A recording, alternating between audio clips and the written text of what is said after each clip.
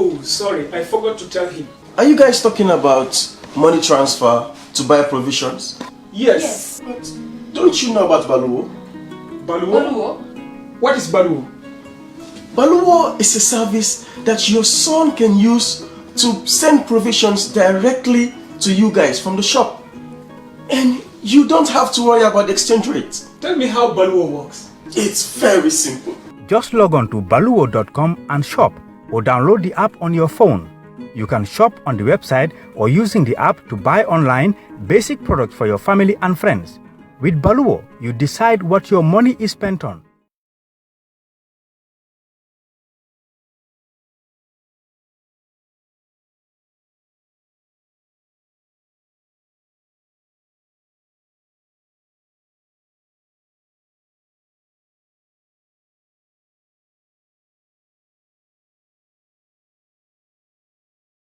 Do Italy, do USA, do fi nek ni sax boole nañ ci nak Sweden fu nek la ñu indilé products bu dé tamit nak da nga ñu rek ñu lay jama natural beauty, that melanin dripping, we do have stuff for you as well. And when ci skincare products rek ñu ci ciub yi tamit fu ne la ñoo jaar. In fact sax last commercial biñ defoon waxuñ leen woné dañoo dox ci ay kawar 9A grade rek nak. Wow, we do have bundles as well. Hair ci lu ne la ñoo dox ñun ñu ngi ci rafetal jigéen rek luy taaral jigéen rek. Waaw boo leen di tukki tamit bëggoon rek classic suitcase ñu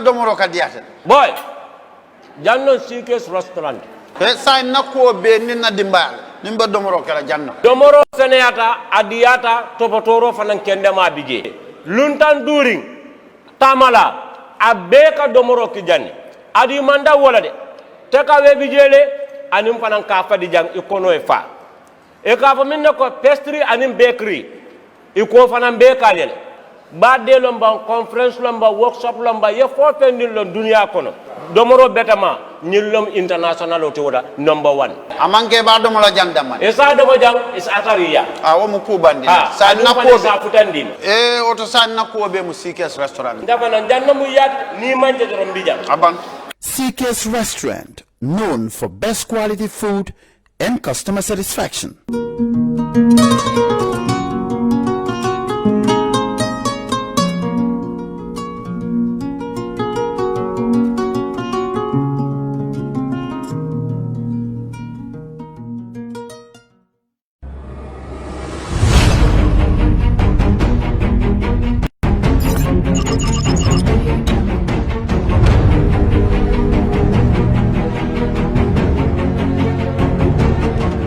Mr. Chairman, Mr. Osher, can you kindly guide the witness in?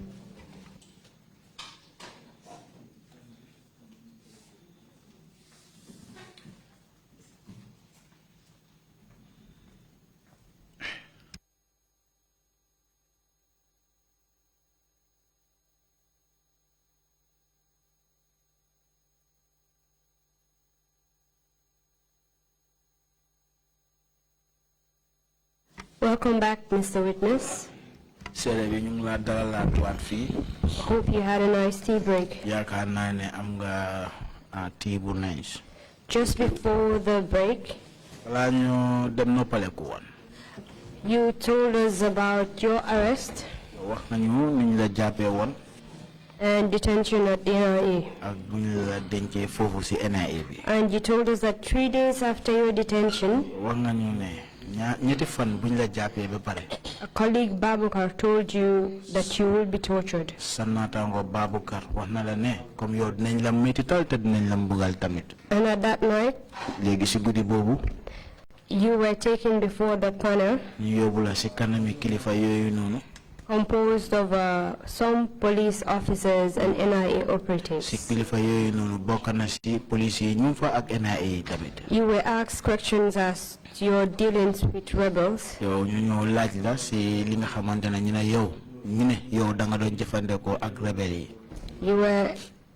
insulted by Alaji Moore,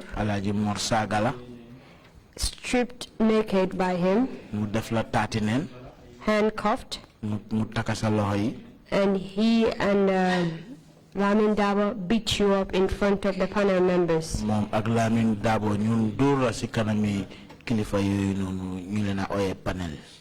no one said anything. Is that a correct recap of what happened? That's correct. And you told us that Babukar Aka was the one that stopped the beating. ARK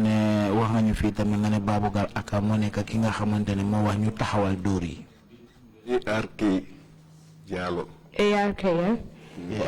ARK Jalo. The panel members you mentioned,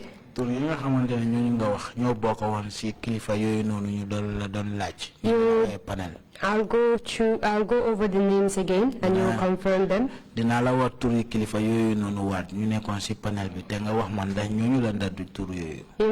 Botoketa and Salifunyang, who were police officers. You mentioned Babukar Jalo and Babukar Ak Jalo, ARK Jalo. Alaji Moore, Musa Kinte, Babunjai, Samba Gajiga, Lamin Dabo. And Sirifuada. On your statement, I have Bobaji. Yes, Bobaji was also there representing the military. Wow, Bobaji can move for one table for military. Can you tell us who was leading this investigations?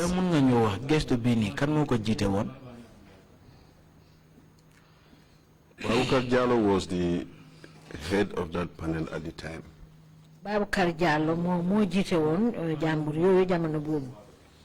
Because he was the head of the investigation department. Ndaxte mom jamono bobu mo jite won bunta bi nga xamne ñoo saytu wali gëstu yi. After you were beaten by Alaji Moore and Lamin Dabo, can you tell us the injuries you sustained on your body? Yes, all over my body.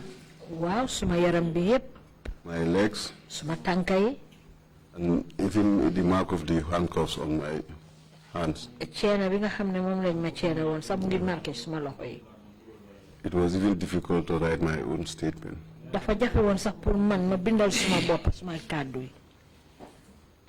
At what point were you asked to write your statement?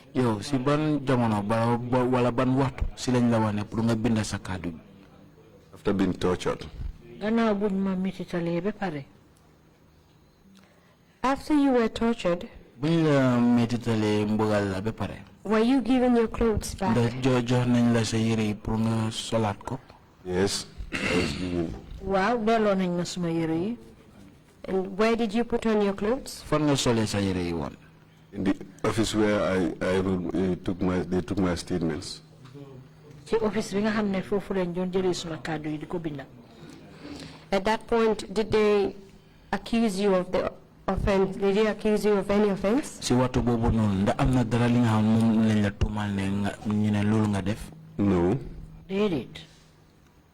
You've told us earlier that you were arrested along with Victor Demba. And Lamin Star Baji. That's correct. Wow, these individuals, did they also appear before this panel? Yes. Wow. Can you tell us what happened to them? As for Lannister Baji, he also went under the same treatment I was given. Lamin Star Baji, they mom façon ni mugal biñ ma def mom lañ ko def mom tamit. But for Victor Demba, why not Victor Demba? He was not tortured. Mom day defuñ ko dara. Lamin Star Baji, was he an NIA operative? Legi mom Lamin Star Baji, nda mom doon liggéey ci bunti NIA bi ñu amé walun doxalin liggéey bi. No, he was a police officer. Déedéet, mom police la woon. Do you know if he also was stripped naked and beaten just like you were? Ndax xam nga mom tamit dañ ko simi taati neen dur ko comme nuñ la ko defee yow. Yes, that's what he told me. Waaw, loolu la ma wax. Who else was arrested in connection with this same issue? Kan lañ jàppawaat ci te def ko ci anam bi nga xamante ne noonu leen def yéen tamit. Later, I met one soldier named Sam Kambai. Gannaaw gi daje na ak benn soldat bu ñoo wax Sam Kambai. The day they were transferring us from NIA to Mile 2. Bés bi nga xam ne ci lañ ñu doon jëlee NIA yóbbu ñu Mile 2. Do you know if Sam Kambai was also tortured? Ndax xam nga ndax Sam Kambai tamit dafa nekk ki nga xam ne mbugal nañ ko. He was even tortured more than me. Moom sax niñ ko mbugalee moo raw man liñ ma def. According to him, because he was arrested at Farafenni barracks. Comme moom ni ma ko waxee ndaxte moom ñu ngi ko jàppee ji fële ca Farafenni barracks. He was arrested by the junglers. Te moom junglers si ñoo ko jàppa. They start torturing him from Farafenni to Banjul. Foofa lañ commencé nag di ko mitital Farafenni ba egsi Banjul. Can you tell us if you saw any visible marks to corroborate what he was saying? Ndax yow mu nga wala gis nga comme gaañu yi nga xamante ne loolu la marqué gaañu yi nga xamante loolu la amee si yaramam bi lu nga gis ne nga mun a méngoo loolu ak moom lu wax. Yes, scars were all over his body. Waaw yaramam bi yépp ak légit la. You know, he's a fair colored guy. Xam nga moom nit ku xees la. So it's easily visible. Bon dafa ne yomba pour mu feeñ ci yaramam bi. After torturing you and collecting your statement, what happened to you? Then they took me to the cells. The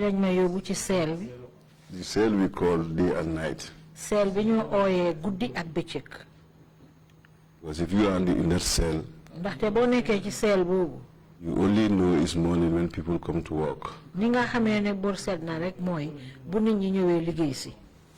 know, for when people close. And when the place is quiet, you can hear the prayer callings.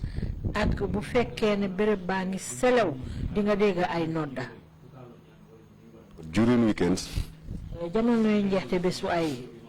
you only know time when they bring lunch for you.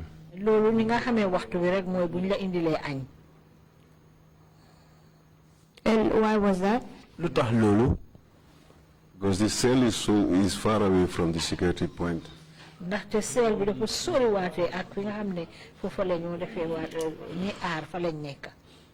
Times you have even difficulties calling security to excuse yourself. Léegi-léeg sax di nga am jafe-jafe mun a oo ñi nga xam ne ñoo la mën a dimbale pour nga dem soo soxlaa sa boppa.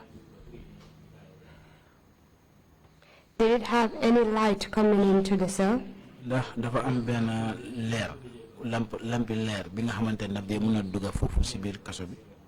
The only light there is a fluorescent light. Leer ba fa nekk rek mooy lampa yu gudde yi nii. Because the cell is within a room. ndaxte cell bi moom it ci biir néeg la nekk. No sunlight penetrates there. foofu moom naaj bi moom doo ko gis jant bi. It was a dark room. dafa lëndëmoon. lëndëm la. No, it was not dark. There is a fluorescent light. déedéet lëndëmul de am na lampa bu fa nekk. Unless there is no electricity. xanaa bu fekkee ne courant amut. How many of you were in this cell? yéen ñaata yéen a nekkoon si biir cell boobu noonu. The cell I was like 5 of us. The other cell is about 6 of them. man cell bi ma nekkoon ñun juróom la beneen cell ba ñoom juróom benn la woon. And these are the rebels from Casamas. ñooñu nag ñooy rebelle yi ñu jëlee Casamance. And they say they were there 2 weeks almost before I came. te wax nañ ne ñoom nekk nañ fa ñaari bés yu ay man balaa maa ñëw. These individuals that you met in that cell, léegi nit ñi nga xamante ne ñu nga fekk si biir cell bi nga. did any of them appear to have been tortured? la ñoom nuroo nañ ki nga xamante ne dañ leen mbugal borom.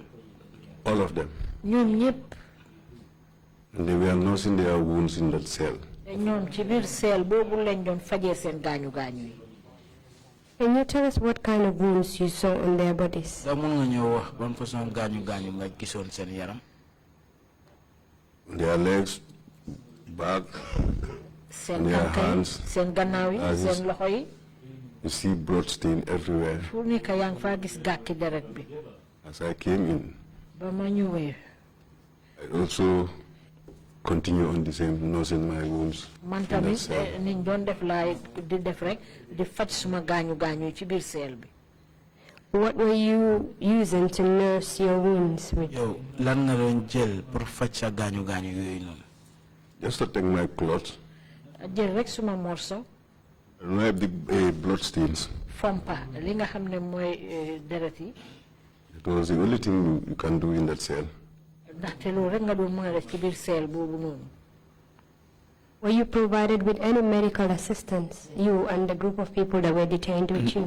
yow ak ñi nga xamante ne yow yaa ñooñu leen téye si biir cell boobu ndax jox nañ leen seen jumtuwaay bi nga xam ne mun ngeen a am faj. No. déedéet. You've told us that the cell was a room inside another room. wax nga ñu ne nga ne cell bi dafa nekk néeg si biir néeg. That's correct. waaw loolu la. Was there any ventilation in that cell? da foofu noonu am na lu mel ni palanteer wala béréb bi nga xam mun nga am ngelaw ak yooyu. There are only 3 holes facing the main entrance. am na ñetti pax yoo xam ne mu ngi jàkkaarloo ak bunta bu mag bi. Did you have any forms of beddings or mosquito net provided to you in that cell? da foofu noonu am ngeen fa lu mel ni ak ay lal wala li nga xam mooy sanke pour yooyu. No. déedéet. How did you cope in that cell? léegi naka ngeen mën a toog noonu si biir cell bi foofu. Well, I found them using these empty curtains. man li ma fekk ñuy def daal mooy ñu ngi jël xotti carton yi. Because the floor is so cold. ndaxte dar bi dafa sedd torop. The one we use has a bedding. loolu nag carton yi lañ doon lal pour di ci tëdda. How about mosquito net? léegi lu dem si wàllum sanke nag pour yooyu. No. déedéet. Very hardly to sleep at night. dafa jafe na pour nga mun a nelaw guddi sax. Why was that? lu tax loolu. Because of mosquitoes everywhere. ngir fu nekk ak yoo la woon.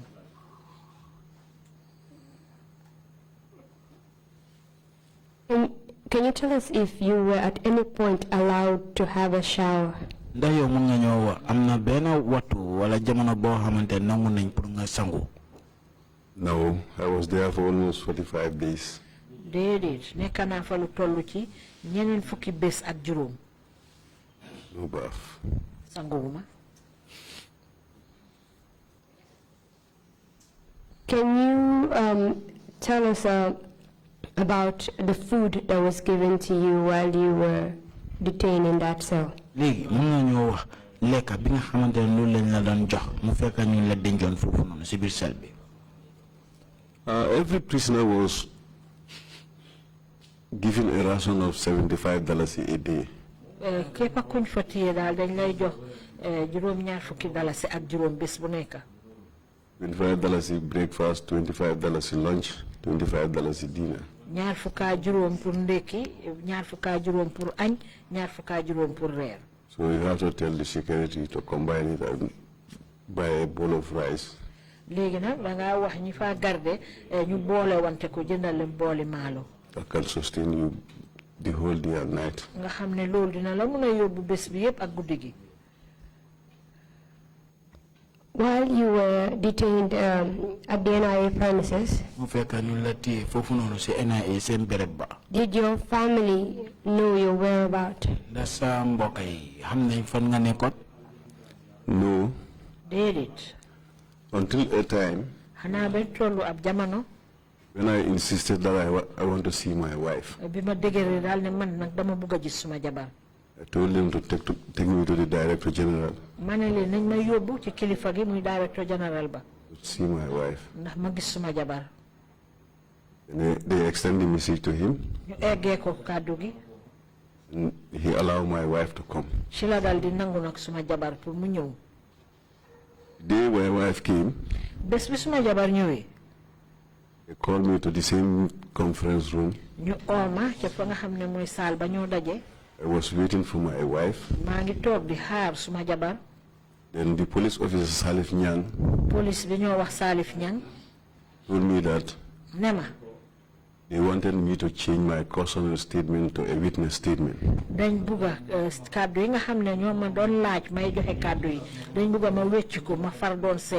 So that they can use me as a state witness against those rebels.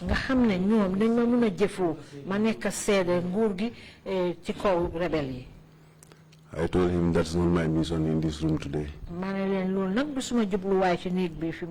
I'm here to see my wife. And later, Babukar ARK Jallo came in. He told me the same thing. I told him, bro, don't interfere. Because you, I have big regards for you. You know Alaji Moore is an evil. He cannot use me. Let me face the consequences. Later they brought my wife. Start chatting with her. So my swollen hands. Asked me why this. I told her I was tortured. This was a perfect handcuff. Later I was returned back to the cell. Why did you describe Alaji Moore as evil?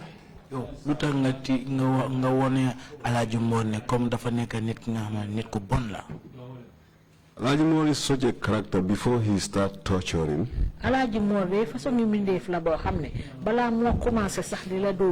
he will go and drink alcohol, smoke cannabis, so that he can execute whatever he want to do. Even the day Babunjai was informing me that I will be tortured, told me presently Alaji Moore is at Jacaranda drinking. So anytime he comes, he will be tortured. So that is why I told Babukar, Alaji Moore is an evil. It's not trustworthy. And we face the consequences. Is that his mode of operation? Exactly. And was he the only one that will go get high before he comes to torture people? That's mom rek mo de def lolu dem nan sangara mandi ñew nak do di mbugal nit ñi. That's true. Waaw lolu deug la. And why did you then decide not to take that opportunity to be a witness and gain your freedom? Legi lutax yo nga paré wona don sédé pour nga mëna amat sa bop nga bañ pour don sédé pour nga mëna amat sa bop Because I was accused and I was tortured. Waaw nit dañ ma tuumal te dañ ma mitital. So let me face the consequences. Mané dal xaaral lu ci nekk rek ma enu ko. The accusations made against you, was there any truth in them? Li nga xamantene loolu lañ la tuumal nda am na benn diga bu nekk ci tuumal boobu noonu. No. Did you in fact have any contact with the rebels? Da diga sa yow am nga benn jokkalante ak rebel yooyu noonu. No. You've told us that you spent 45 days in the NIA cell. Wax nga ñu fi ne am nga ñeneen fukki fan ak juroom fofu ci NIA bi ci cell bi. That's correct. Waaw loolu deug la. During those 45 days in the cell, ñeneen fukki fan yooyu noonu ak juroom yi nga xamantene moom nga amoon ci cell bi fofu. Were you charged before a court of law? Da yow mus nañ la yóbbu ci àtteekaay bi. No. Who was the Director General of the NIA at that time? Jamono boobu noonu kan moo jiite foofu noonu ci NIA bi. It was Pajalo late. Ndem si yàlla Pajalo la woon. At the time he was not in the country, he went for treatment to the US. Waaye jamono boobu nag nekkutoon ci réew mi dafa demoon faju ji America. Who was acting in his stead? Kan moo toppoon ci moom ci jamono bi nga xam moom nekkutoon foofu. I think it was Mola.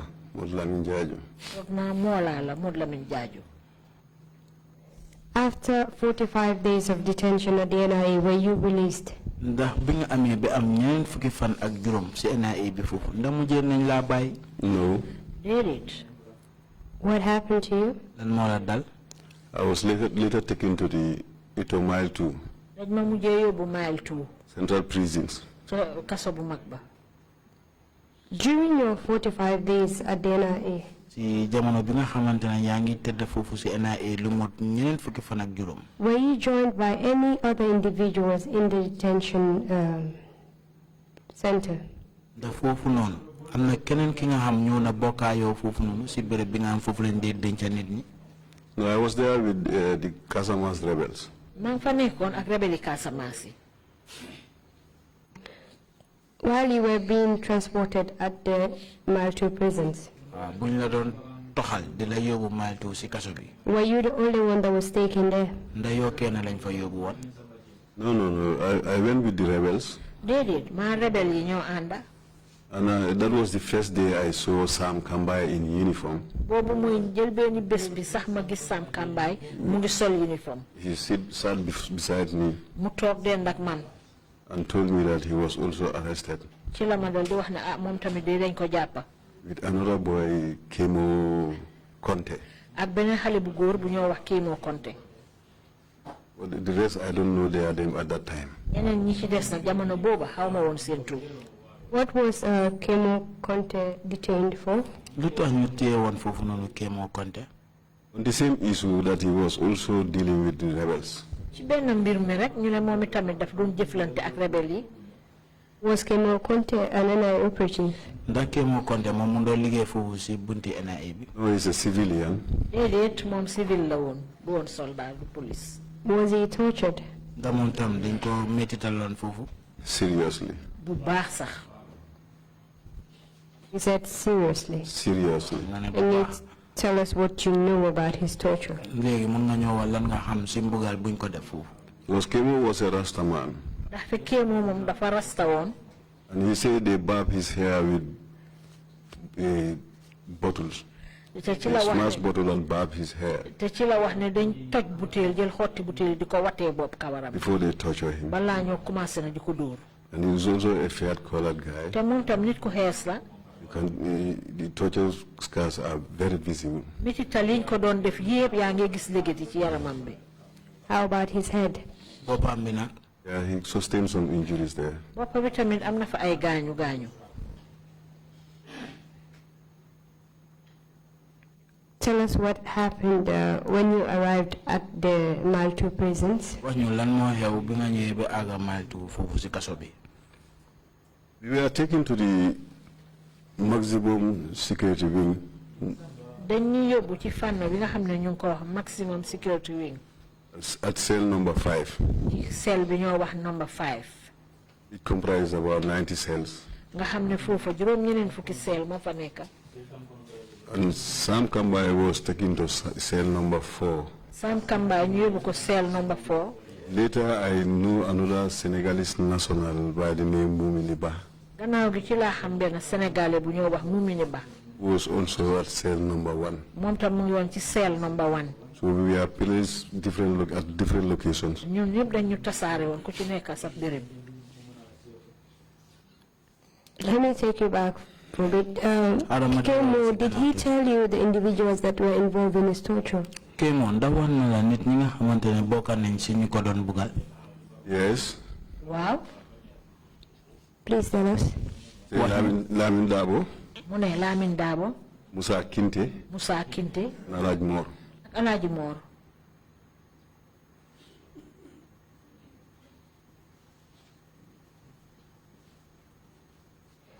How about Sam Kambai? Did he tell you the individuals that were responsible for his torture?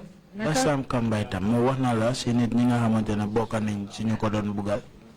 Sam started receiving torture from Farafenye by the junglers. Sam mom jongulay ñoo commencé di ko toroxal depuis ca Farafenye. Then when he faced that panel, lim jàkkaarloo ak jàmbur yooyu the same torturers continued torturing. ñooñu ko doon mitital ñoo continué waat ba tey di ko teg benn mitit bi. The junglers. No, the junglers hand them over to the panel. Junglers ñoom dañ ko jébal ñi nga xam ne ñoo nekkoon ci panel boobu. Which panel members were involved in directly torturing Sam Kambai? Léegi ban panel ñoo bokkoon ci bugal yi nga xamante loolu leen doon bugal Sam Kambai? The same Alhaji Mor. benn Alhaji Mor bi. Lamin Dabo. Lamin Dabo. Musa Kinte. Ak Musa Kinte.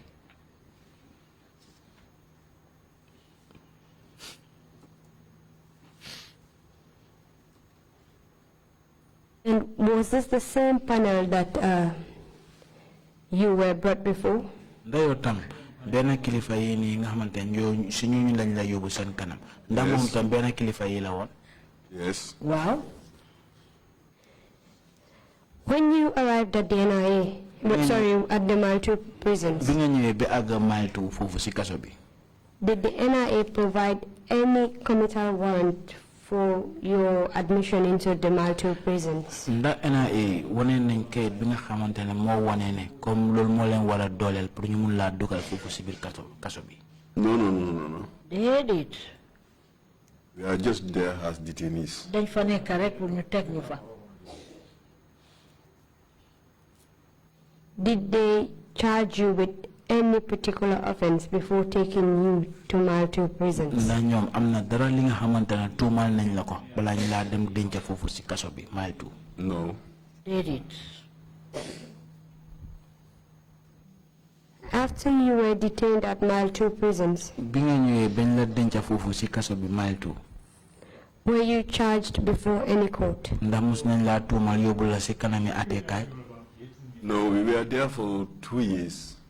Déedéet nekk nañ fa diiri ñaari at. Before we were charged.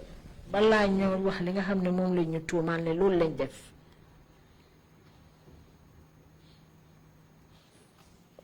During your 2 years detention at Maltu, biñ la fa dencee woon lu mot ñaari at foofu si Maltu. Were you at any point tortured? Ndax am na benn jamono bi nga xamante ne bugal nañ la foofu. No. Déedéet. You said you were there for 2 years. Thereafter, they charged you. Yow nga ne nekk nga fa lu mot ñaari at bu fa loolu jege si lañ la tuumal. Exactly. What offense were you charged with before the court? Lan façon tuumal lañ la teg si la dem si wàllum luwa.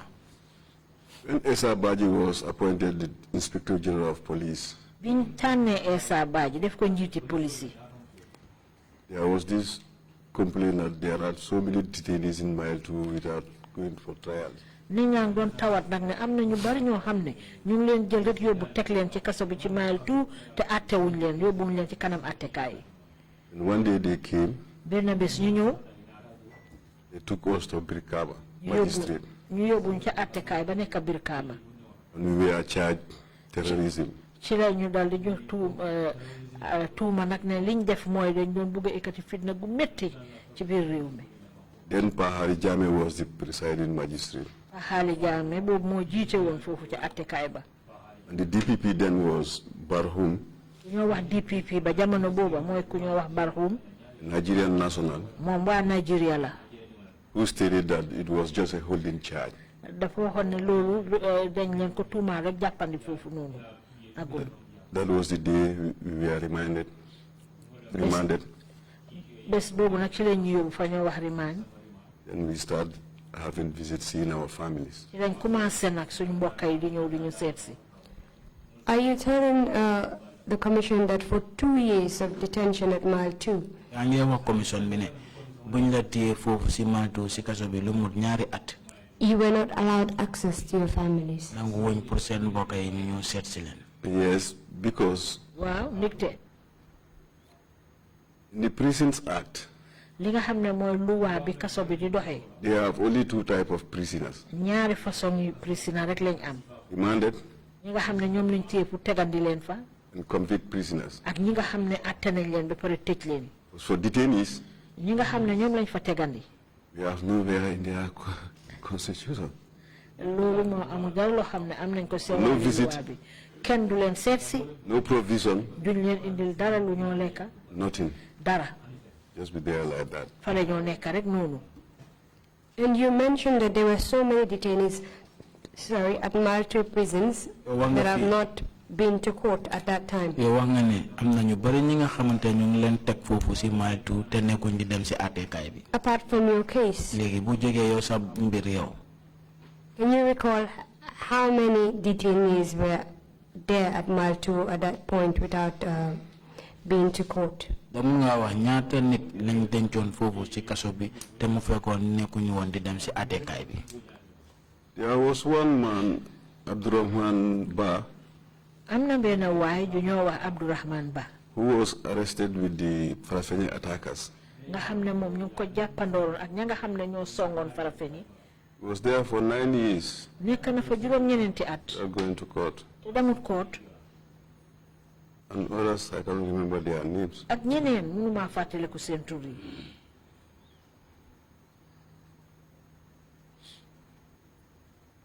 Can you tell us about your court process? léegi ndax mën nga ñëw wax si àttekaay bi buñ la fa yóbbee naka la doxalee woon. When we returned to the Brikama magistrate, bañ delluwaatee ca fa nga xam ne mooy attekaay ba ca Brikama. presiding magistrate Pahari Sambu. ka ko jiite woon. Pahari Jame. ka ko jiite woon muy Pahari Jame. Told the DPP. wax na DPP bi ne. They don't have the Terrorism Act. ñoom amul luwaa boo xam ne mu ngi àtte ci wàlli terroriste boobu nga xam ne moom lañ leen tuumaal. So the next adjoint when he is coming. léegi nag dañ ko acc buy dellu siwaat. Let him bring the act for him. na ko indiwaaleel. Before our next adjoint date. balaa bés biñ acc di jot. He was redeployed. ci lañ ko toxal. We found Magistrate Mahoney there. ñu fekk fa Magistrate Mahoney. Then my family members. bo jamono boobu suma mbokkay na. A service of a lawyer for me. ci lañ dal di utal ma lawyer bu ma taxawal. Who was Lamin Camara. LS Camara. kooku mooy Lamin LS Camara. Then he told the presiding magistrate. ci la wax na ka nga xam ne mooy jiite àttekat ya. This charge is higher than the magistrate. So let the magistrate transfer the case to Banjul. How many of you were charged before the magistrate court? Magistrate court. I think 15 of us. 15 years. Wow, fuka juroom. And these 15, does it include the rebels as well? Legi fuka juromi nit ñi nda rebel yi bokka nañ ci? Yes. Wow. There were 3 Gambians. Amon na ñetti wa Gambia. It was me, Man la won. Sam Kambai, Kemo Conte, and Mumini Ba. Ak Mumini Ba. The rest were all rebels. Ñi ci dess yépp ay rebel lañ.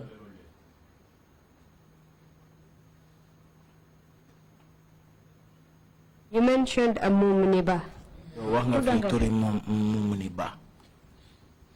When did he join you? We went together to Mile 2. Ñun ñoo demandor Mile 2. But in different vehicles. Waaye nag ci moto yu ute lañ woon. I was not the same cell with him. Nekkuma woon ci benn cell bi ak moom. I came to know him at Mile 2. Mile 2 daal la xamante ak moom. And what was the outcome of the case against you? Léegi buñ la yóbbee ci àttekaay bi léegi naka la mujjee àtte boobu nu mujjee? The High Court. Ca àttekaay bu mag ba. They dropped the holding charge of terrorism. Dañ daxa li nga xam ne moom lañ ñu tuumaal mbiri terrorisme. And they charged us another 6 counts. Ñu dal dañu tuumaal yeneen juróom-benni tuuma.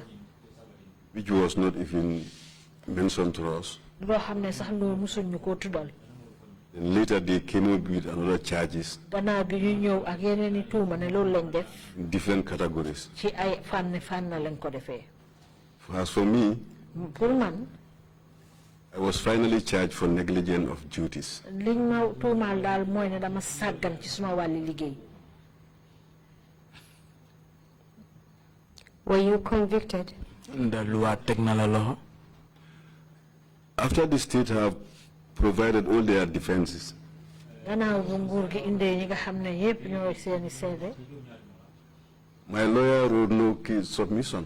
Suma lawyer bi dafa ne lii daal amul benn case boo xam ne moom la ñoo war a toppa. And the then presiding judge, nga xam ne moo attekaay bi fa nekk. Pala, a Nigerian national, Pala waa Nigeria la. then acquitted and discharged me Ci lañ ma dal di jégal ma ne bàyyi nañ ma. with other 10 people. Man maa yeneen fukki nit. Those then, does it include Sam Kambai and Kemo? Léegi fukki nit yooyu ndax Sam Kambai ak Kemo si lañ bokka? Yes, Sam Kambai, Kemo, Mumini, and the rest. Waaw Sam Kambai Kemo Mumini ak ñeneen. So you were acquitted and discharged? Fandoon ni léegi àttekaay bi mu ne bàyyi nañ leen si tuuma yuñ leen tuumal te duñ leen mun a musa delloo waat si tuuma yooyu noonu waat. Yes, we were acquitted and discharged. Waaw dañ ñu bàyyi ñu dem. During your detention at Mile 2, jamono bi nga xamante ñu la teg foofu noonu Mile 2. were you still under the employment of the NIA? Da ba tey yaa ngi doon liggéey si ron NIA si jamono boobu. Yes. Waaw. Was your salary still being paid? Sa fay bi moo nekk sa salary bi ñu ngi ko doon fay. Yes. Wow.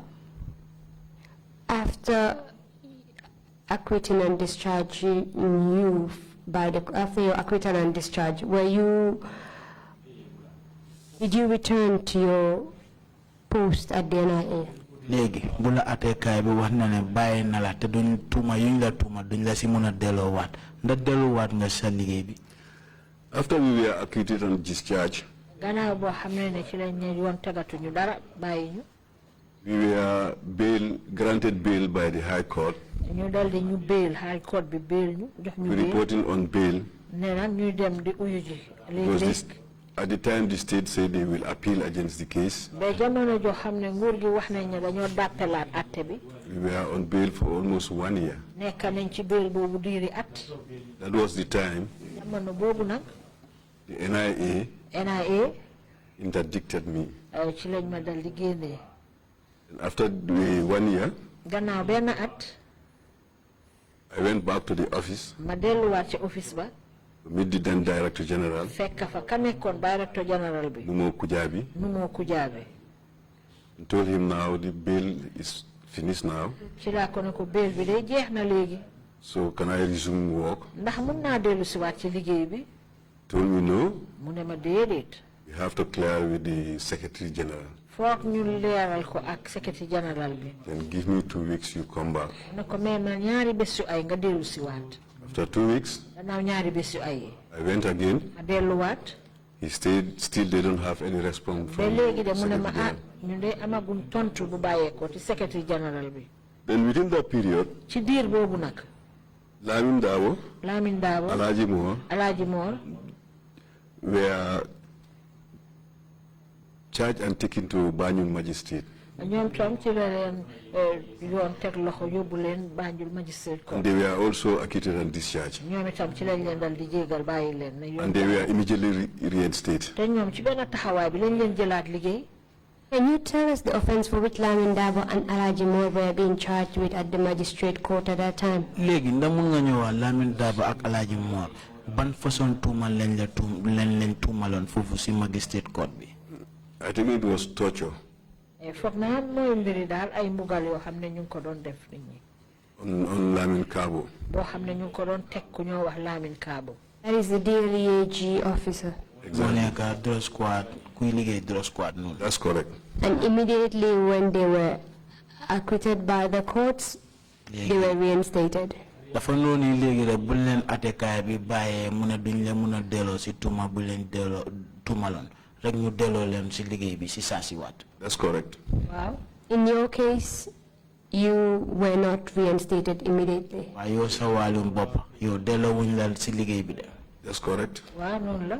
Why did you want to go back after being tortured by your own colleagues at the place where you worked? léegi yow lu tax nga bëgg a delluwaat si béréb liggéeykaay bi nga xamante ne ñi la doon métital di la bëggal ay nit la ñi nga xama sa naataangoo lañ yow yaa ñoom yéen a doon liggéey si benn béréb ba. Because I was not dismissed. ndaxte daxuñ ma woon. Were you eventually reinstated? léegi si mujjantel bi delloo nañ la waat si liggéey bi. Yes, when I went back to the Director General, waaw bi ma delluwaatee ci Director General ba. I told him these people were acquitted and discharged last week. ma ne ko ñii de bés bu ay bële rek lañ leen bàyyi. They were immediately ci reinstated. taxawaay bu ñu jëlaat leen ci liggéey bi. They were from a lower court. ñoom ci attekaay bi gën a suufee lañ I bàyyi was ko. acquitted and discharged by a higher court. man nag court bu mag ba ci boppam ñoo daxat. Because as from today, li ko dalee tey. I will not come to your office ma anymore. ñëwaat sa office nag. I'm going to talk to my lawyer, maa ngee dem wax suma lawyer bi. who will write to the office. dina binda office bi. And I went to Lamin LS Camara, ci laa dem nag ci Lamin LS Camara. who wrote to him, the Director General. mu binda Director General bi. Later they reinstated me gannaaw bi nag ci lañ ma jëlaat. after 3 days. gannaaw ñetti fan. They called me ñu oo ma. to report. pour ma dem uyu ji. Told them it was on Wednesday. I told them no, I cannot come naa ba si àllal ba la woon waaye ma ne leen duma mun a ñëw. until Monday. xanaa lundi. That Monday I went and report. te lundi jooja nag ci laa dem. What year was this? bii ban at la woon. This was in 2013. 2013 la woon. Beginning of 2013. ci ndorte 2013 la woon. When you were reinstated in 2013, léegi bu ñu la delloo waatee sa liggéey bi si 2013. where were you posted? fan lañ la ebalaat. First at the operations unit. ñu ma njëkk a yóbbu ci fi ñu wax operations unit. Then later in 2014 to investigation unit. gannaaw bi 2014 ñu yóbbu ma investigation unit. Until 2017. ba atum 2017. Now let's talk about the aftermath of the 30th December attack. léegi ñu waxtaanee li nga xamante ne ni moo nekk fanweeri fan si weeri décembre songa bi nga xamante ne loolu lañ songa woon nguur kër buur fii woon bu loolu xewee lan lu xewoon.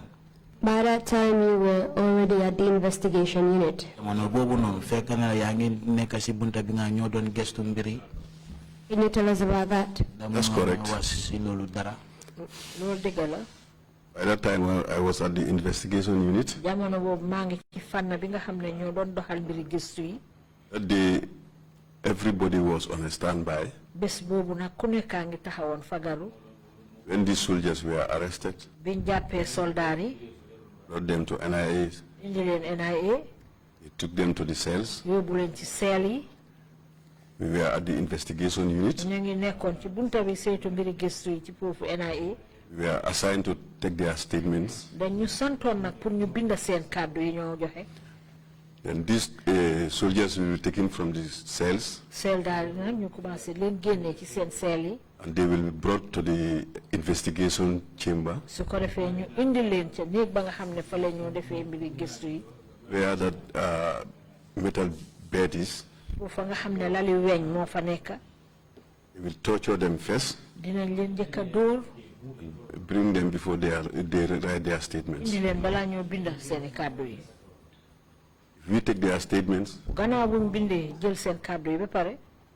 and if the soldiers are not happy with the way they wrote their statements, su soldaar yi kontaanut anam yiñ bindee seen kàddu yooyu. they will be taken back inside, dañ leen di delloowaat ca biir. be tortured, dal di leen mitital toroxal leen. and come and write what they want you to write. ñoo nag ñu binda liñ bugga yow nga binda. And they will take you back to the cells. ñu dal di la delloowaat ci seel yi.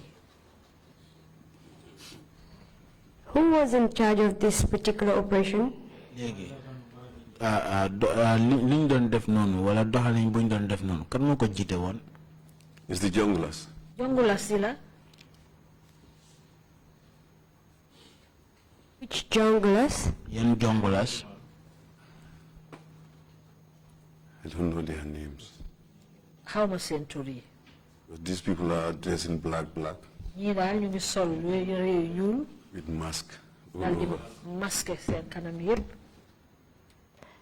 At the NIA itself.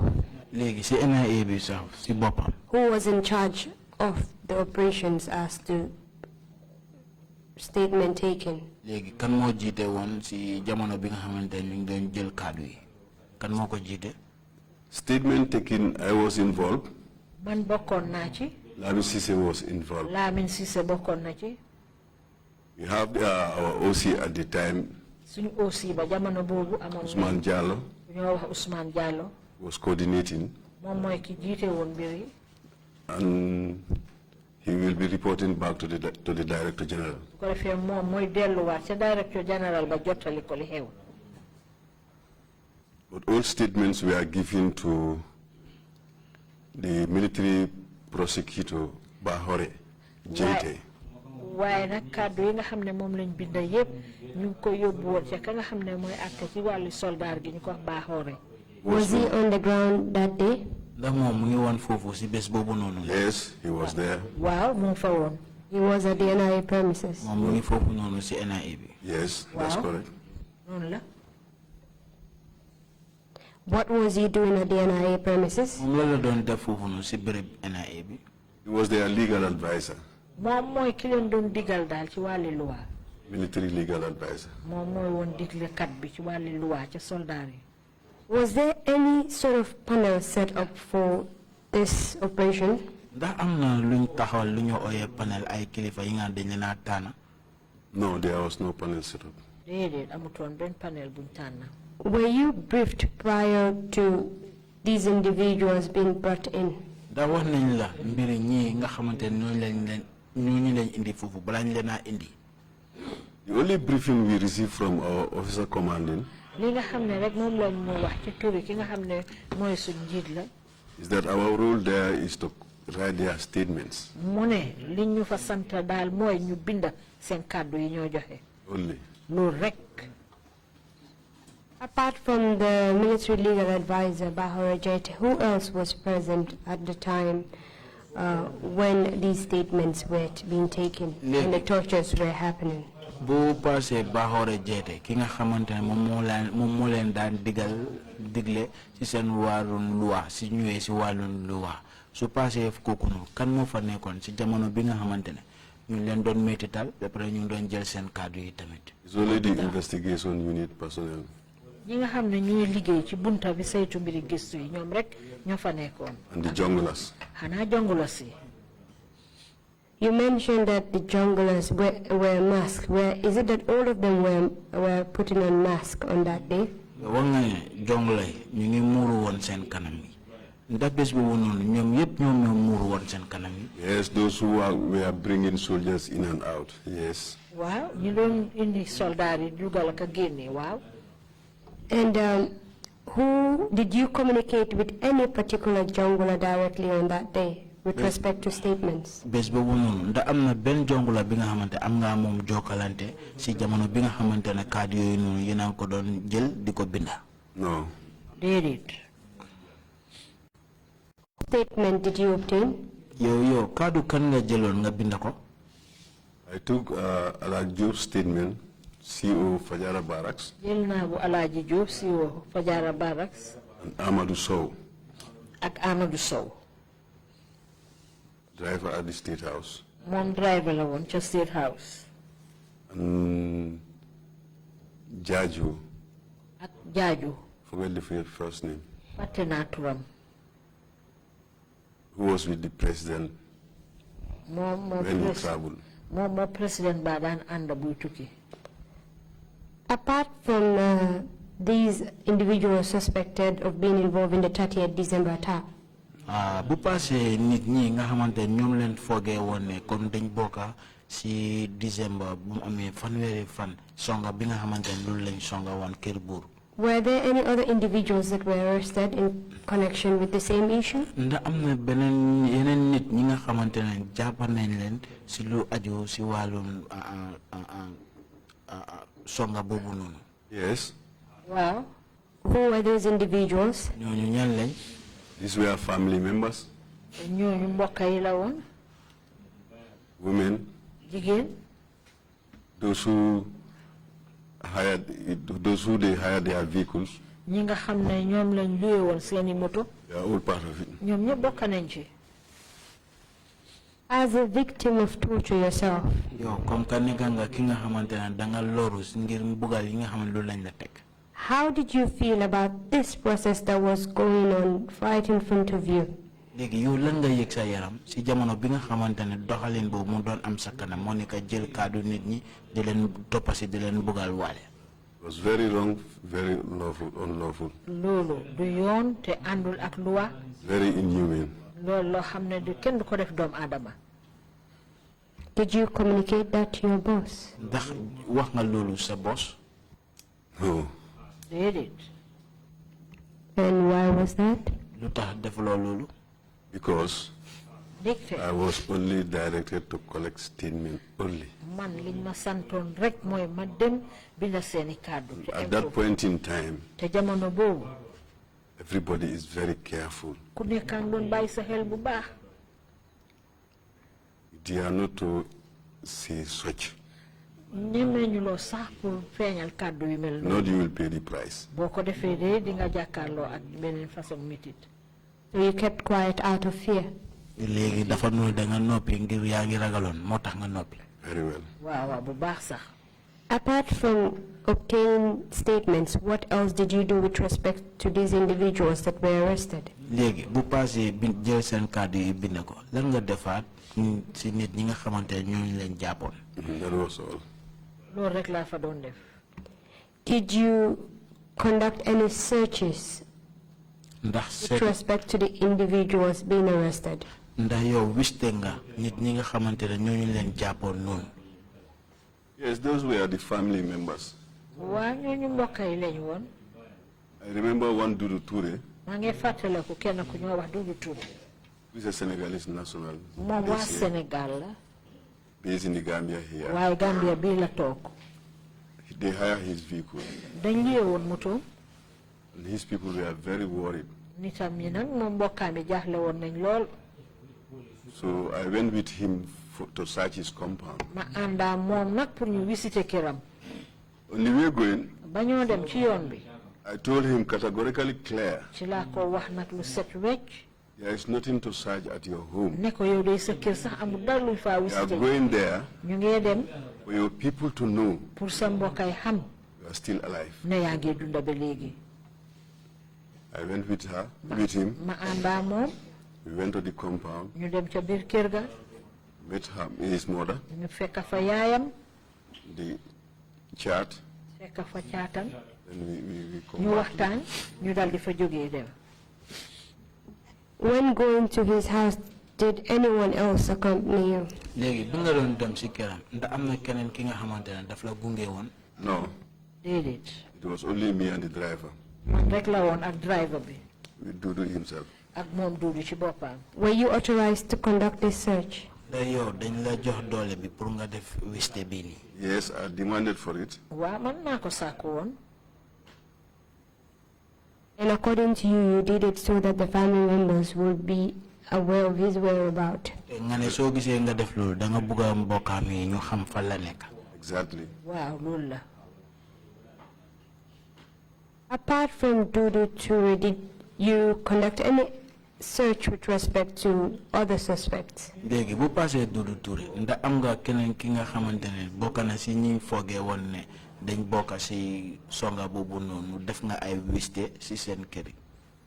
Yes, but not with that 30th attack. Déedéet waaye ajuwut nag ci loolu nga xam ne moo xewoon. This was another Alaji Job. Bi kii beneen Alaji Job la. The deputy editor, Daily Observer. Nga xam ne moo topp ci editor bu Daily Observer. Was arrested. Moom dañ ko jàpp. Tortured. Dóor ko. Later. Gannaaw gi. I went with him to search his house. Ma àndaa moom pour ñu visiter ji néegam. I told him the same thing. Leen na li ma wax kële laa ko waxaat. When we reached, bañ àggee. found his family. ñu fekk fa mbokkaam yi. His children. Doom yi. And after we went back home, back to the office. ñu delluwaat ci office bi. Let's just stick to the 30th December attack, then we'll go back to the issue with Alaji Job, the deputy editor of the Observer. Nañ waxtaanee ngum rek si lu dem wàllum songa bi nga xam moo amoon fanweeri fan si weeri December. Mun naa am suñu jógee foofu mun nañoo waxtaanee mbiri Alaji Job. The tortures of these 30 suspects of the 30th December attack. ñi nga xamante ne ñooñu leen doon métital di leen bugal ñu ne dañ bokkoon si songa bi nga xam moo amoon fanweeri fan si weeri December. Do you know how they were carried out? ndax xam nga loolu naka lañ ko defee woon. It was done in that torture chamber. ñu ngi ko doon defee rek ci biir néeg boobu nga xam ne fa la ñoo métitalee nit ñi. Only the junglers were carrying out that torture. te jongulas si ñoom ñooy ñi nga xam ne ñoo doon def loolu. What did they use to torture them? That is, if you know. lan lañ dee jël suñ leen dee mbugal su fekkee ne xam nga ko. No, I don't know because I don't access the room at the time. déedéet xaw ma ko ne jamono jooju duma dee dugga foofu. How were you able to tell that they were tortured? yow naka nga mën a xamee ne comme ñooñu dañ leen doon mbugal. Because if you are tortured, ndaxte su fekkee ne ñu ngi laa def mbugal yooyu. they will then bring you to take your statement. dañ laa indi pour ñu bind sa kàddu yi. If you see the individual, soo gisee borom. you yourself will know that this man is tortured. yow ci sa bopp foog nga xam ne kii. You'll see blood stains. am na luñ ko doon def ndax di ngay gis ay naaj deret. See lashes. di nga gis ay dog. And sometimes they will even confess to you that they are tortured. léeg-léeg sax ñoom ci seen bopp ñoo laa wax ne am na ay mitital yoo xam ne ñu ngi leen ko doon def. During this statement taking exercise, léegi si jamono bii nga xamante ne yéen a ngi doon jël kaddu gaay. was there an independent witness? am na seede bi nga xamante ne seede bu farul fenn la mu ngi nekkoon foofu si biir néeg bi. No. déedéet. The whole exercise there was no independent liñ doon witness. def noonu yëpp amul benn seede boo xam ne. Because this exercise was late at night. ndaxte lii jamono biñ koy def xaaji guddi la dee nekk. We will not have any independent witness to amul it. benn seede boo xam ne ku farul fenn la koo xam ne indi nañ ko pour mu seede ko. When you say late at night, at what time was this? soo waxee xaaju guddi la dee doon si ban waxtu la lu woon. Between the hours of 2, 3 a.m. diggante ñaari waxtu ba ñetti waxtu ci xaaji guddi. Can you recall on how many occasions these suspects were tortured? dama nga fàttaliku si ñaata yoon lañ jël nit ñi nga ñu foogee ne dañ bokk si songa boobu noonu métital ñaata yoon lañ leen métital di leen bugal foofu noonu. At our end, ñun ca suñ boor. it depends on how you wrote your statement. dafa des rek ci ni nga bindee sa kàddu yi. If they are not satisfied with it, su fekkee ne li nga binda daal dawut leen. they will take you back and torture you dañ laa delloo war dóor la. until and unless you give them what they want. xanaa de nga jox leen liñ bugga. Did you have any conversation with the suspects? ndax léegi ñi nga xam dañ leen foogee kon dañ bokka si songa bi ndax yow war am nga waxtaan ak ñoom. Yes, when taking their statement. Waaw bi ma binda seen kàddu yi. What did they tell you? ñoom lan lañ la dee wax. So Alaji, his hand was even swollen. Alaaji moom loxo bi sa dafa néew yoon. But he wrote his own statement. waaye nag moom moo bindal boppam kàddoom yi. Told him, "But with this pain, you think you can write your statement?" ci laa ko ne ko ndax ak mitit bi foog nga di nga mën a bindal sa boppa. Let me just try. mu ne xaaral ma jéem. But for Amadou, waaye nag Amadou Sow. I wrote his statement. man maa ko bindal kàddoom yi. And Jaju. ak Jaaju. And was your role limited to only writing the statements of these suspects? Yo, sa liggéey fu mu em moo nekk ne rek pour ñii nga xamante ne ñoom leen foogee ne comme dañ bokka si songa boobu noonu ñoom rek nga doon bindal seen kàddu yi. Only taking statements. Only. binda kàddu yi rek laa fa nekkee woon. How about the family members? léegi seen mbokka yi nag. Also only taking statements. ñoom itamit dama doon jël seen kàddu yi rek. We received evidence that there was a teenager. ñun jot nañ fi xibaar ne am na benn xaleel bi nga xamante among the family members that were arrested. si bokk na si mbokka yi ñu foogee woon bokk nañ si ñu téye woon. It could be true because there are too many. mun naa am de ndax ñoom dañ sakkanoon. Can you recall roughly how many family members were arrested? That's fekkee fàttaliku nga ndax mun nga xayma ñaata ñi nga mbokka yi lañ téye woon foofu noonu. Between 15 to 20. lu toll ci fukka juróom ba ci ñaar fukka. Women and old age. góor ak jigéen ak ay màgget. Were those individuals tortured at any point? da ñooñu noonu mbugal nañ leen si benn waxtu. No, not to my knowledge. léegi yëguma ko. Going back to Alaji Job, the deputy editor of Observer, is it Observer? Daily Observer. Daily Observer. delluwaat ci mbiri Alaji Job ki nga xam moo toppa si njiit li foofu noonu su Daily Observer kayiti xibaar taskati xibaar. Can you recall when he was arrested? ndax mun nga fàttaliku kañ lañ ko jàppoon. I think this was 2014. foog naa yaakaar naa ne ati 2014 la woon. Do you know why he was arrested? ndax xam nga lu tax ñu téye ko. They say he was involved in preparing false attestation for people to seek visa to US. ñun noonu daal li ñu wax mooy ne daf doon bindal nit ñi ay bindal yoo xam ne mu ngi leen doon seedeel lu nekkul dëgg ngir ñu mun a am visa dem America. You know the individuals that were responsible for his torture? ndax xam nga nit ñi nga xamante ne ñoo ko doon bugal. At that point in time. jamono boobu. Yes. Wow. Yes, it's the junglers and the special operations. waa jongula si la woon ak special operation yi. And who were the individuals that were part of the special operations at that point, that is 2014? léegi ñun ñoo nekk nit ñi nga xamante ne ñoo bokkoon si li ñoo ooyee special operation nit ñi nga xam ne ñoo leen beral pour ñu liggéey si fànn boobu noonu. was Lamin Dabo. Lamin Dabo la. Tamba Mansaring. Tamba Mansaring.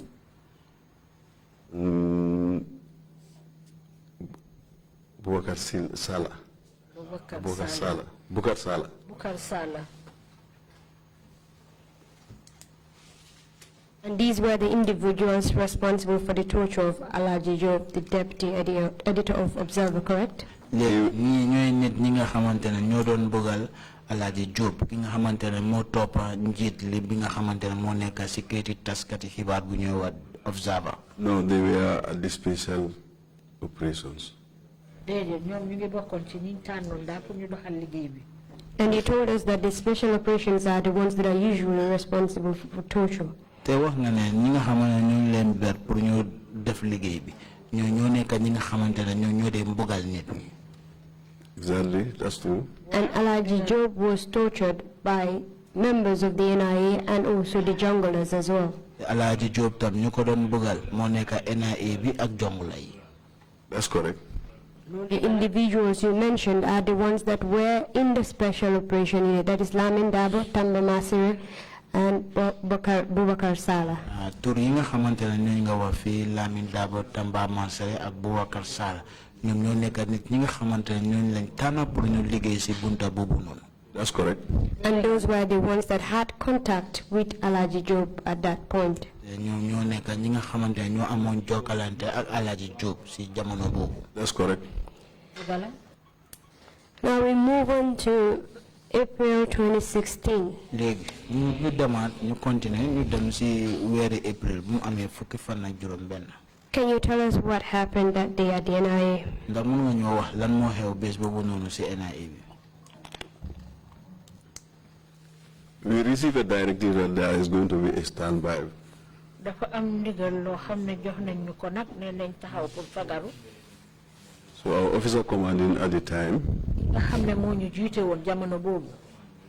informed us that ci la ñu daal di xamal ne. there are suspects coming am na ñuñ foogee ñu ngi ñëw. and we are going to interview them. te dinañ leen laaj. Did he tell you who the suspects were and what you should do? léegi ndax wax na ñooñu noonu ñu foogee woon ñooñu ñooy ñan ak yow lan nga war a def. At the time, no. jamono boobu de déedéet. You want us to believe that they did not inform you about the individuals that they were bringing in on that particular day? léegi da nga bëgg ñu gëm ne nit ñi nga xamante ñooñu leen bëggoon a isi foofu si bés boobu noonu yëgaluñu la ko woon. Before their arrival, no. wala ñu doon egsi déedéet. And did they tell you what you were supposed to do on that day? ndax bés boobu ndax wax nañ la yow lan nga war a def si bés boobu. Interview. Interview la. Yes. Wow. Were you informed on how to conduct that interview? ndax wax nañ la si anam bi nga xamante noonu nga war a def laaj boobu noonu. The officer commanding said when they arrive they will tell us what to do. njiit li lim ñu waxoon mooy ne bu ñu egsee dinañ ñu wax lan la ñoo def.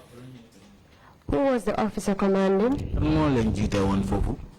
Samba Sow. Samba Sow la woon.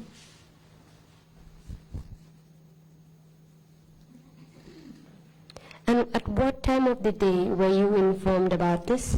léegi si bés boobu noonu ban waxtu lañ la yëgaloon loolu. This was almost closing time around 5-6. loolu boobu waxtu wàcc liggéeyam doon jot si sa boori juróomi waxtu jëm juróom benn. Prior to this time, around 5-6 balaa juróomi waxtu du dem juróom benni waxtu. p.m. I presume. Yeah, exactly. Did you have any hint as to the individuals that were supposed to be brought in? ndax wax nañ la dara si nit ñi nga xamante ñooñu lañ waroon a indi dugal leen foofu. Yes. Wow. And who were these individuals? ñii ñooy ñan. The UDP demonstrators at Westfield. ñi nga xam ne ñoo doon def ay ñaxtu di nekk ci UDP doon ko defee ci Westfield. So you were told that the UDP demonstrators are to be brought in on that day. léegi dafa noonu yow dañ la yëgal ne UDP seen nit ñi nga xam ne ñoo doon def ñaxtu bu si Westfield dañ la naa indi foofu. No, I heard of the information, but I was not briefed for it before their arrival. waa déggoon naa xibaar bi de waaye taajuñ ma ne pour xamal ma mbiri naka la demee balaa ñu doon egsi. How did you prepare for their arrival? yow naka nga waajaloon sa bopp balaa ñoo agsi. No, we were there waiting for them. waa ñun kay dañ fa nekkoon di leen xaar. When they came, bañ ñëwee. our officer commanding came ki nga xam ne mooy suñ njiit li dal di ñëw. with 10 questionnaires. ànd ak kayit boo xam ne ñu ngi ci bind fukki laajte. Said we are going to ask them with these questions. ne laajte yii moom lañ leen war a laaj. Is there any statement taken going to be conducted? ne ndax am na yenn kàddu yoo xam ne war nañ koo jëlee ci ñoom pour bind ko. Say no, only interview. ñu ne déedéet nañ leen laaj ñu ñoo tontu. And we told him to liaise with the authorities ñu ne leen nañ jokkoo nag ak kilifa yi. so that they can bring a camera in bu ko defee dinañ mun a indi caméra. So you say that they can have video of those suspects coming in. Video Who suggested that a camera should be brought in? I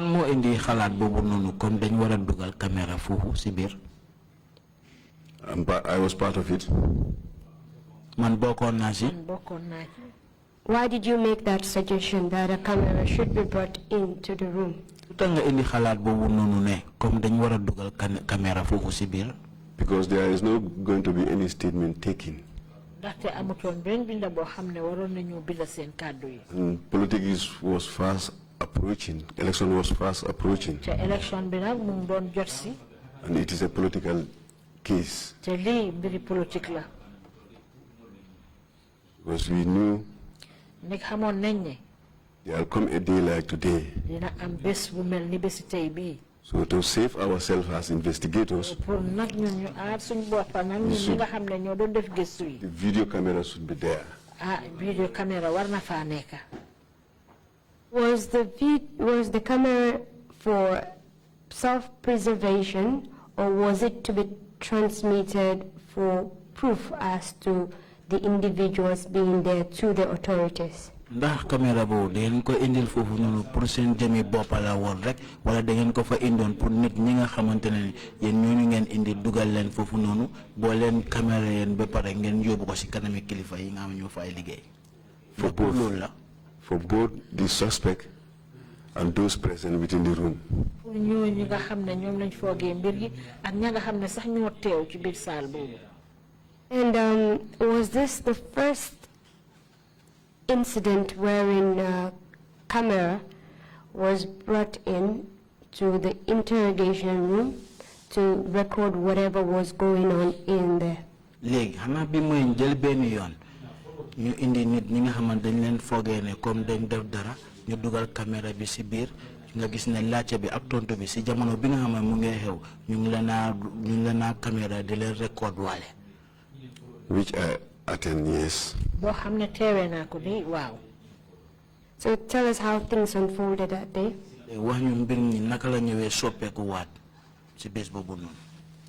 When these people were brought in, it was myself, Lamin Sise, who were conducting this interview. Will sit in front of us. The cameraman will be on this left-hand side. Will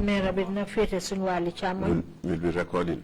We'll be asking these questions. But almost all of them who were before us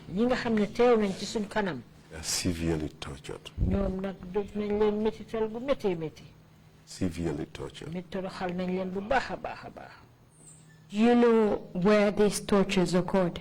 Within the NIA complex. You were within the NIA complex on that very day? Yes. Wow. Did you happen to hear the cries of these individuals when they were being tortured on that day?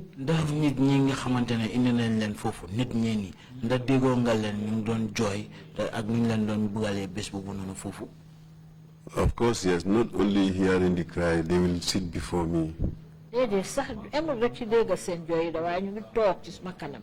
will see how these people were tortured.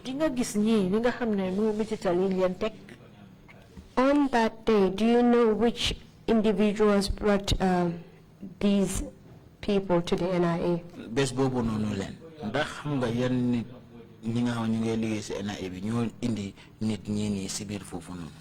To the interviewing room? When they were brought in first instance?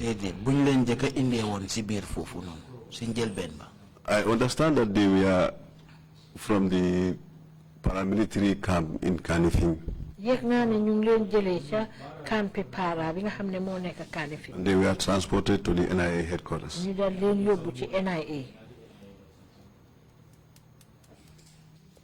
On that day, do you know the individuals that were carrying out the tortures? ndax xam nga nit ñi nga xamantene ñoo bokkon ci mbugal buñ leen doon bugal noonu? No, because I was at the interview room. But I know it's the NIA personnel.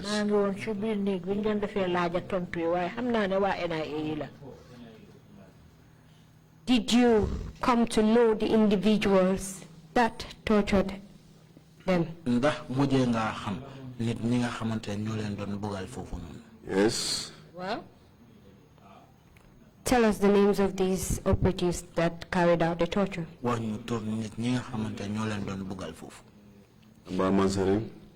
Tamba Mansaring. And Bukar Sila. Bukar Sala.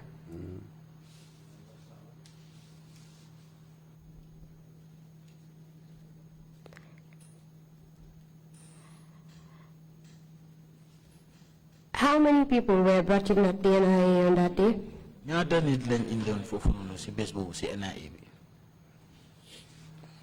I cannot remember, but it's more than 10 people. And according to the testimonies of witnesses, it was more than 2 individuals that were torturing them. So, Mr. Secka, can you please tell us all the individuals that were responsible for the torture meted out on the April 16 demonstrators? Mr. Sise, bugana nga wax ñu nit ñi nga xamantene ñoo bokkon ci niñ doon bugal ci ñi nga xamantene ñoo defoon ñaxtu bobu non ci wéru April fukki fan ak juroom ben. I don't know the rest because these 2 people were the one bringing this tortured guy inside our. How many ci dessé ndax ñaar ñi ñoo doy indi ñi nga xamne bugal nañ leen ba paré leen indil fofu no fi leena laajé. You were in the NIA premises on that day. Yo bes bobu non len yaangi nekkon fofu non ci bereb ba bereb NIA ba. You had interacted with the people that were brought in. Yo amna li nga xamantene seho nga ko wala jëflande ko nga ko ak nit ñi nga xamantene ñoo lay indi won ci bir fofu ci bes bobu. And as you stated, comme noko waxé won, they were severely tortured. Dañ leen bugal bu baaxa baaxa ba. That's correct. So there is no way that you would only know these 2 individuals as being involved in their torture. Namu ben anam bi nga xamantene mun nga wone ñaari nit ñi ni comme bokkuñ ci mbugal bi bokka nañ ci mbugal buñ leen do mbugal. Because I was at the interviewing room. Not outside. Even if you were in the interview room and not outside,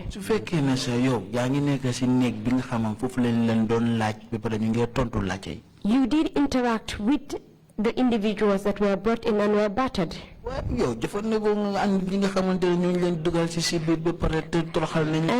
thereafter, you must have interacted with some of your colleagues on that very day. You knew the people that were on ground on that day. So you cannot tell this commission that you only know 2 individuals that participated in the torture of more than 10 UDP supporters on that day.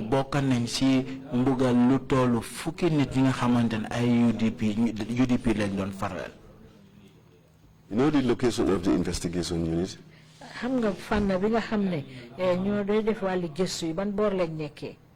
If you enter to the NIA, the main entrance, the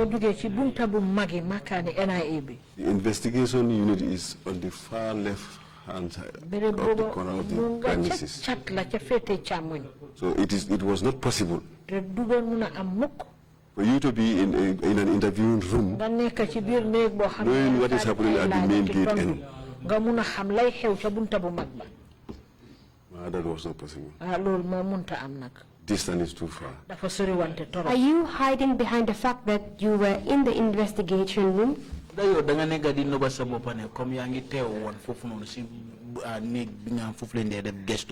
avoid giving us the names that you yourself must have heard were involved in these tortures. tur yi nga xamantene yow mun naa am ne sax yow dégg nga gis nga nit ñooñu wala dégg nga seen tur foofu noonu. No, I'm not. Okay, let's take it like this. léegi nañ ko defee si anam bi. You told us earlier in your testimony that the Special Operations Unit wax nga ne ñu ne suñ jël benn bi nga doon gaaral fii sa kàddu ne.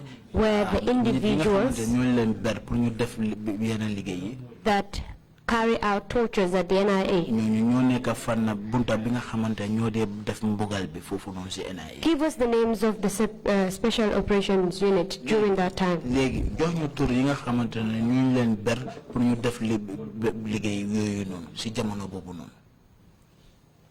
When Lamin Dabo was redeployed, Lamin Dabo bañ ko toxalaatee. Then Haruna Bojang stepped in as the officer commanding. Haruna Bojang ci la ñëw jël place ab jiite béréb ba. Then you have Tamba Mansari. Nga am fa ku ñoo wax Tamba Mansari. Bukar Sala. Bukar Sala.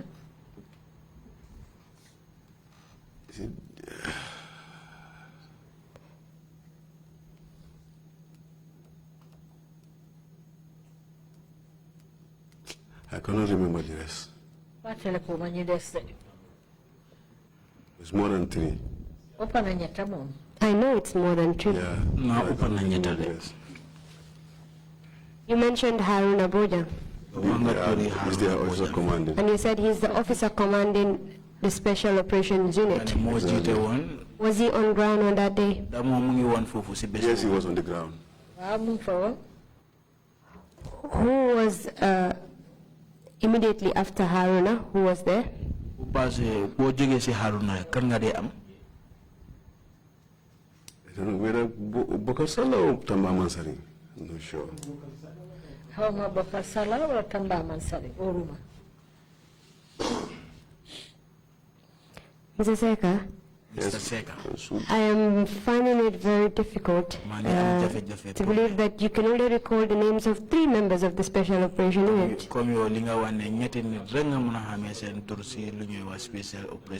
I know that the NIA may be a slightly big complex,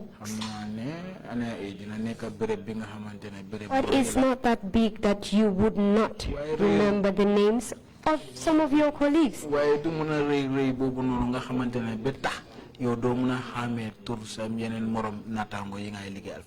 operations and investigations. Special operation investigation. They work together at the NIA. You interact with them. Is that not so? Only these 3 people.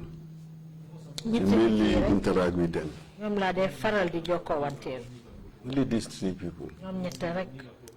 And the rest? No, I cannot remember them.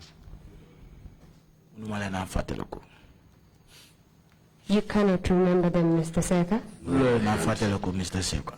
Wow. We'll come back to this. So tell us how you received these individuals that they brought in.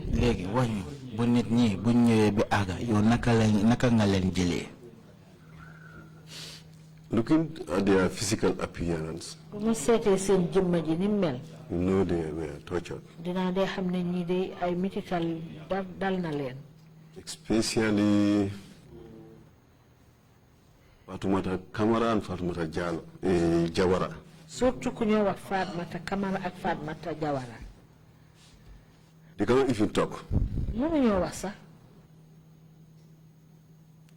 have to help. They end up helping them to even sit properly. They were really tortured. And what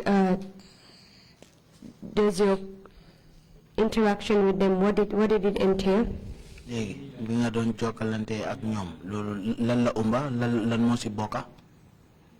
Nothing.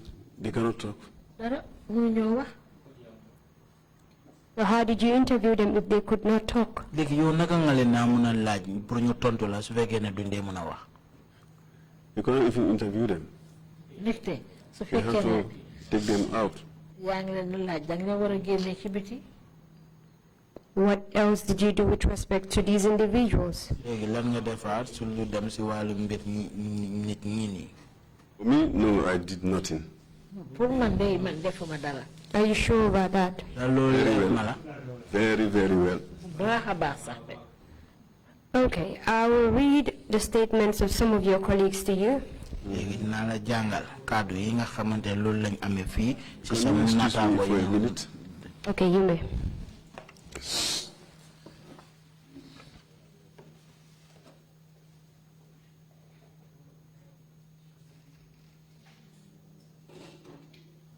Mr. Chair, the witness probably wants to use the bathroom, so we'll excuse him for a few minutes and then resume. Sure, we'll wait for 5 more minutes and then continue.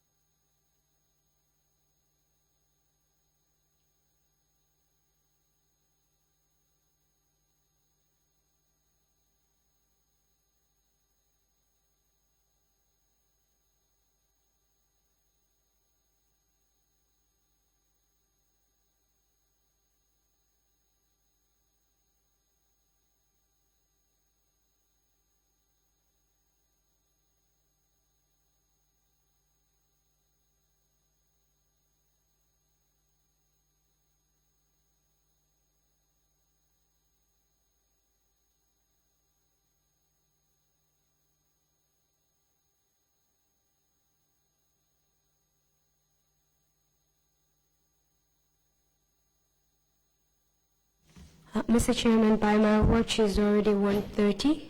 I request to finish up with the witness before we go for our lunch break. That is, if it is convenient with you.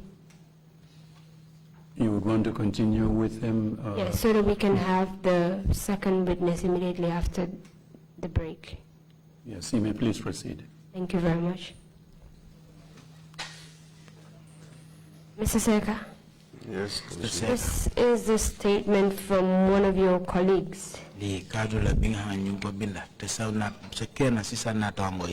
it's Asan Baji. Do you know Asan Baji?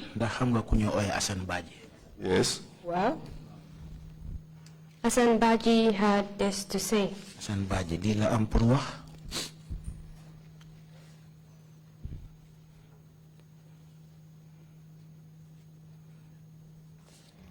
The UDP, that is paragraph 10 of his statement. Paragraph 10 si kadum yi nga xam loolu la binda. The UDP militants were brought in one after the other. UDP ñi nga xamantene ñoo leen dé faral ñu leen indi benn benn.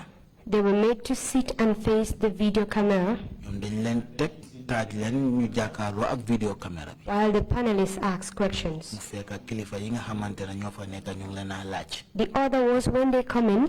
Léegi niñ ko dé doxalee mooy bu ñëwee ba dugg si. They will sit and admit. They will sit and face me. Dañoo toog rek jàkkaarloo ak man. Because the video camera was on. Ngir video camera bi mu ñu ko taaloon. And then the panelists will ask questions. Léegi kilifa yooyu noonu dinañ door di leen laaj. I must admit that when I interacted with these people in the morning,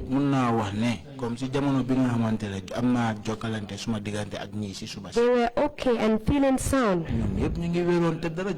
But in the evening, when they appeared before me, I could notice that their faces were swollen,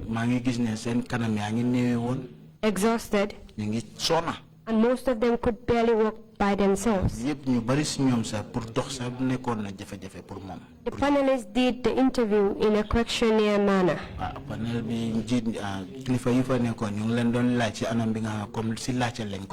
And they asked questions that entailed the protesters' name, addressed, political affiliation. Is this how it went? That's correct. In fact, you had interacted with the UDP militants that were brought in. Yo sax am nga jokkalante bi nga am na sa digante ak UDP ñi nga xam ñoo leen doon faral bu ñu leen dugalee woon ci biir foofu. You asked them questions and they responded. Yaa ngi leen doon laaj te ñu la doon tontu. Is that correct? Yes. And waaw loolu la. the questions that you asked, léegi laajte bi nga leen laaj. most of it was directed towards their political affiliation, correct? Political party. That's correct. Why was their political affiliation the center for the investigations?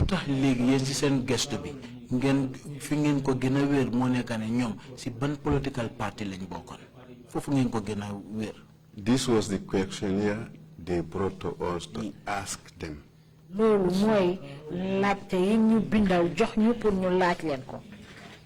And who brought the questionnaire for you to ask them? My officer commanding, Samba Sow.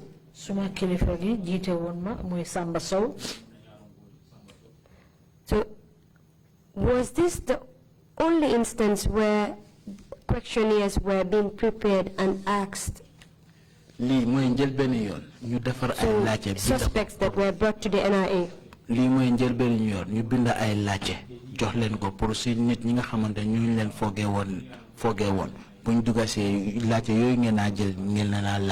Yes, which I witnessed. Wow. And this individual stated that when the suspects were brought in the morning, he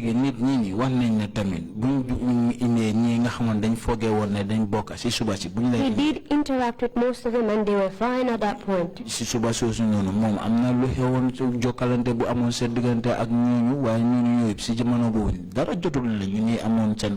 was later when they were brought before the panel that he saw that they were tortured. Kilifa yoy non pour ñu laaj leen buñ joggé ci lolu ci la ñoo gis né comme ñi dé dañ nekk nit ñi nga xamantene métital nañ leen tam bugal nañ leen tamit. So these individuals were brought in the morning. Légui nit ñi ni ñu lay indi ci suba ci. And they were okay. Dara jotut leen. Before evening, bala ngon, they were tortured. Ñu bugal leen. And they were tortured by NIA operatives. Operatives that were on the ground on that day. And you only provided me with the names of all the 3 operatives.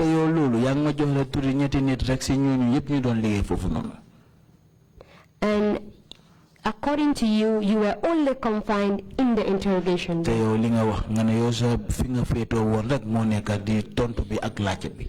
And meanwhile, the interrogation only happened in the evening. So you could not have been confined the whole day only in the interrogation room.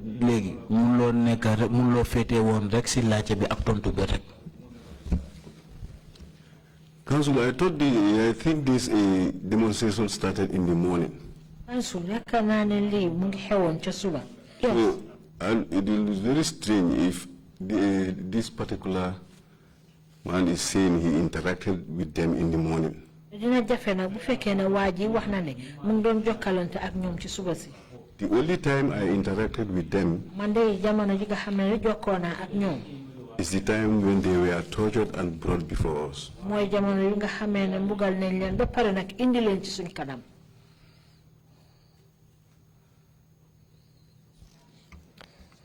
It may not have been in the early hours of the morning because the individual did not provide the specific time. And at this point, the time is actually immaterial. The most important bits are the facts which are not disputed.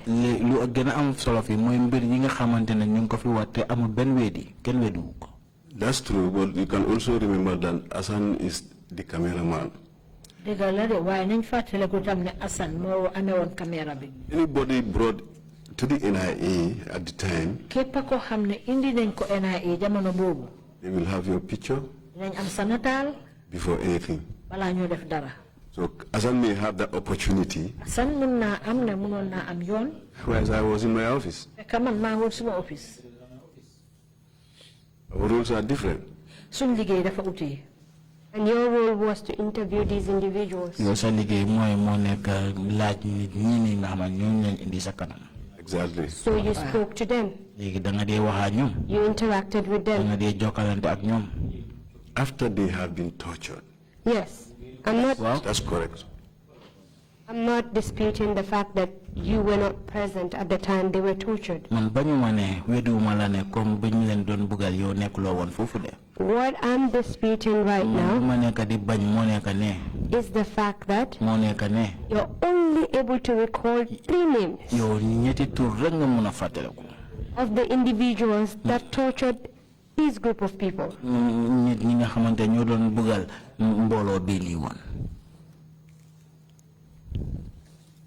That's correct. Wow, are you still sticking to the point that you are only aware of 3 individuals that were involved in the torture? These 3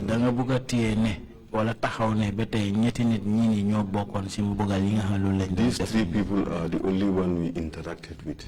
The rest, I don't know. I'm not disputing the fact that others involved.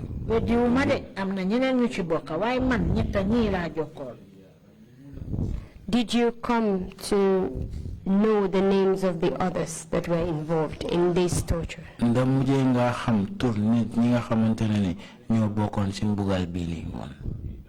I didn't find out. Did you caution these individuals that were brought to you, that's the NIA, the UDP, the UDP militants?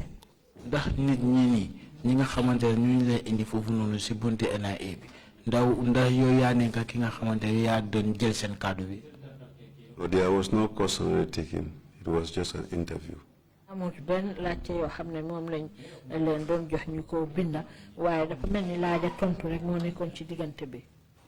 according to you, how many people did you interview? 10 or more. It's actually about 50 people that were interviewed.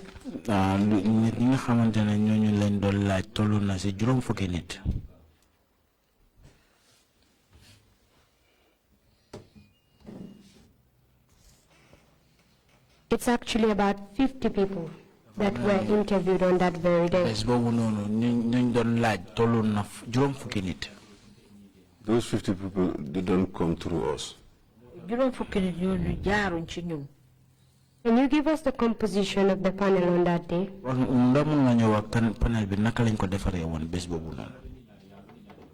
It was me and Lamin Sise who were interviewing. Man ak Lamin Sise ñun ñoo doon laajte. Then we have the cameraman Asan. Nga am Asan mooy cameraman bi. And Ngora Pasirin Bu were coming. Ngor ak Pasirin Bu ñoom dañ doon dem ak ñëw.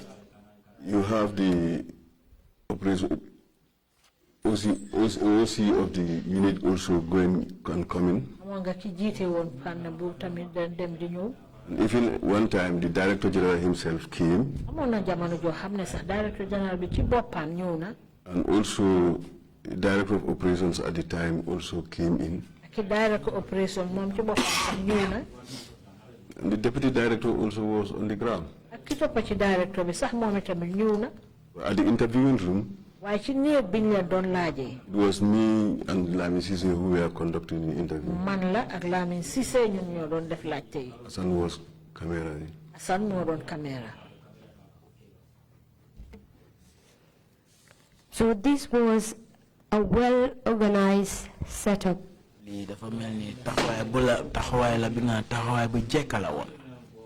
Individuals will be tortured. They will be taken into the room. You will collect details through a questionnaire that will be put to them.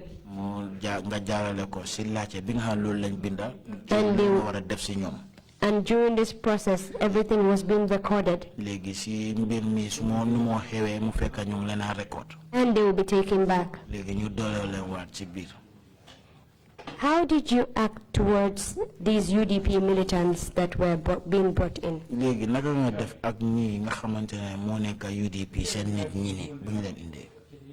Very shocked. It was very disturbing. Because there are people I knew very well. The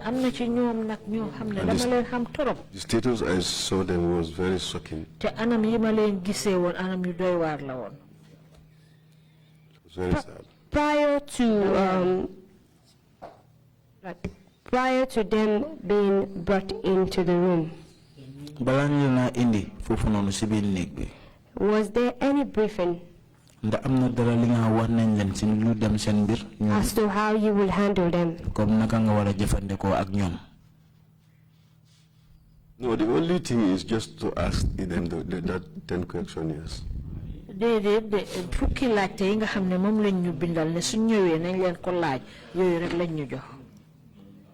But earlier on in your testimony,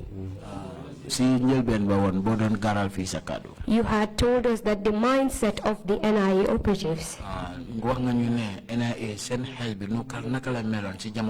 is to serve the interests of Jame first.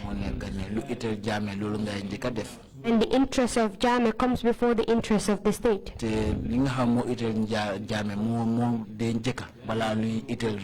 These are individuals who were brought in as people seemingly trying to overthrow the government.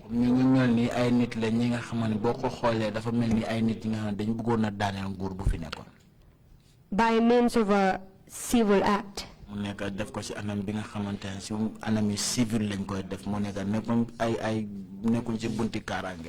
And some of these individuals testified before the commission.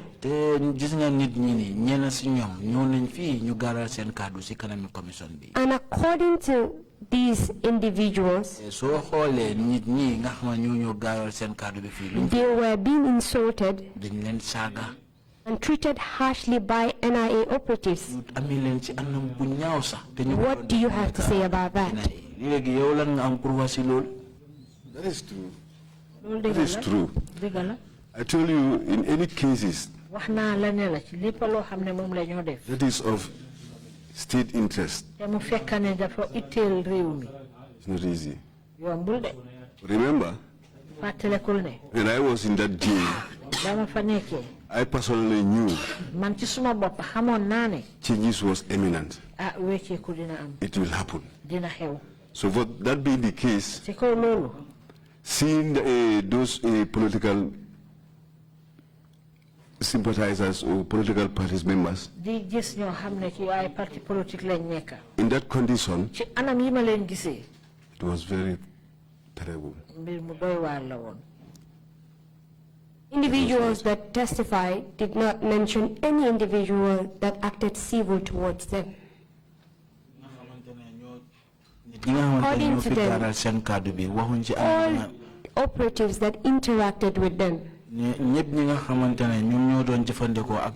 acted harshly towards them, and some to the point of even raining abuses at them. Except at the interview room. Because even I listened to Nogoy's statement.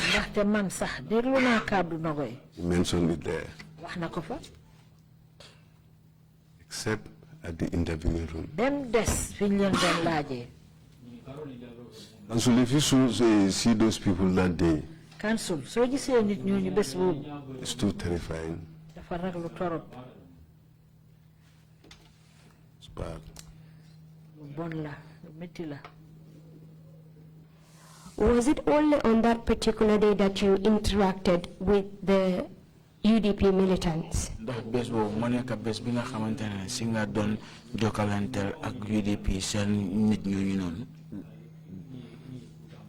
Some of them, yes. Well, as for Solo, Sorry, we are not going to dwell in that matter because the case is right now before the court. Mange jegalo duñ wax dara ci lu dem ci walum solo ngir fuñ toll ni ci jamono bi mbiram bi mu ci até kay bi. So you may talk about other individuals mun nga wax mbir ñeneen and the general circumstance and not focus on him. Ak mbir mi naka la fa nekké won yépp ci jamono bobu nonu won. There is only one man who I knew before, but the rest, that was the first time I'm seeing.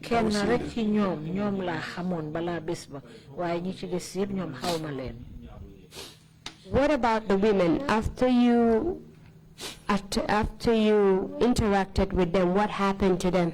Legi jigéen yi nak nga démé bé am jokkalanto ko ak ñom lan mo la ñoo dal jigéen yoyu nonu la wax. I was very shocked.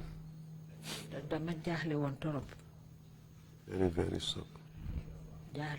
What happened to them afterwards? When they were taken out of the room, they brought others.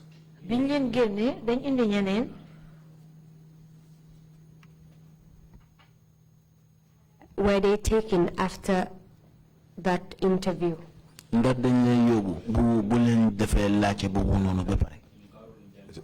To the detention center.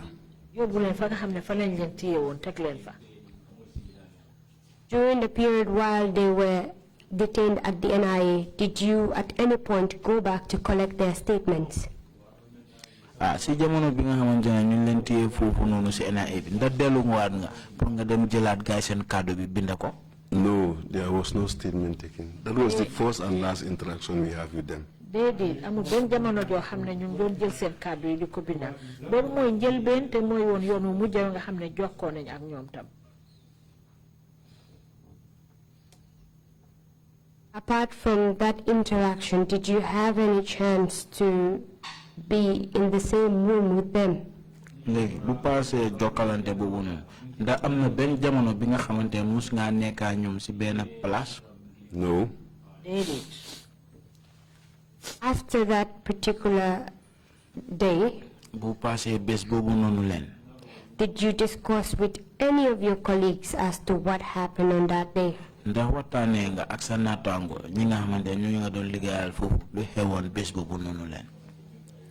you know, at that time, we don't even trust each other.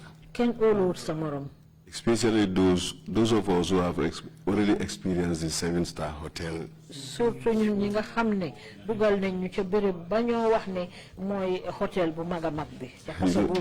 Don't trust anybody. Don't talk to anybody after working hours.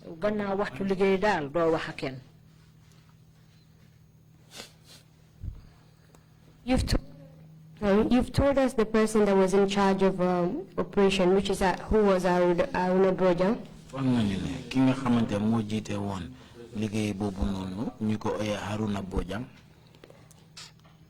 How about the person that was in charge of investigations?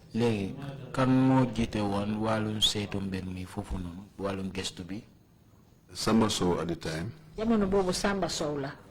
And what happened to the video recordings that you obtained of these individuals being brought in and interviewed?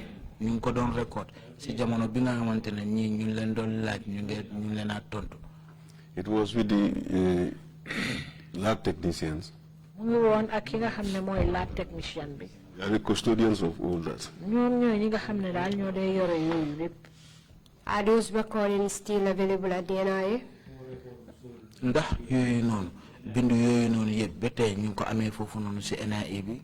It should be there. After taking the video recording of these individuals, did they take it anywhere else? Video record Yes. Wow. Go on. I saw the recording with the police investigation of that case you say I should not mention. You can mention the case, but you can't go into details of what happened. The NIA 9. Okay.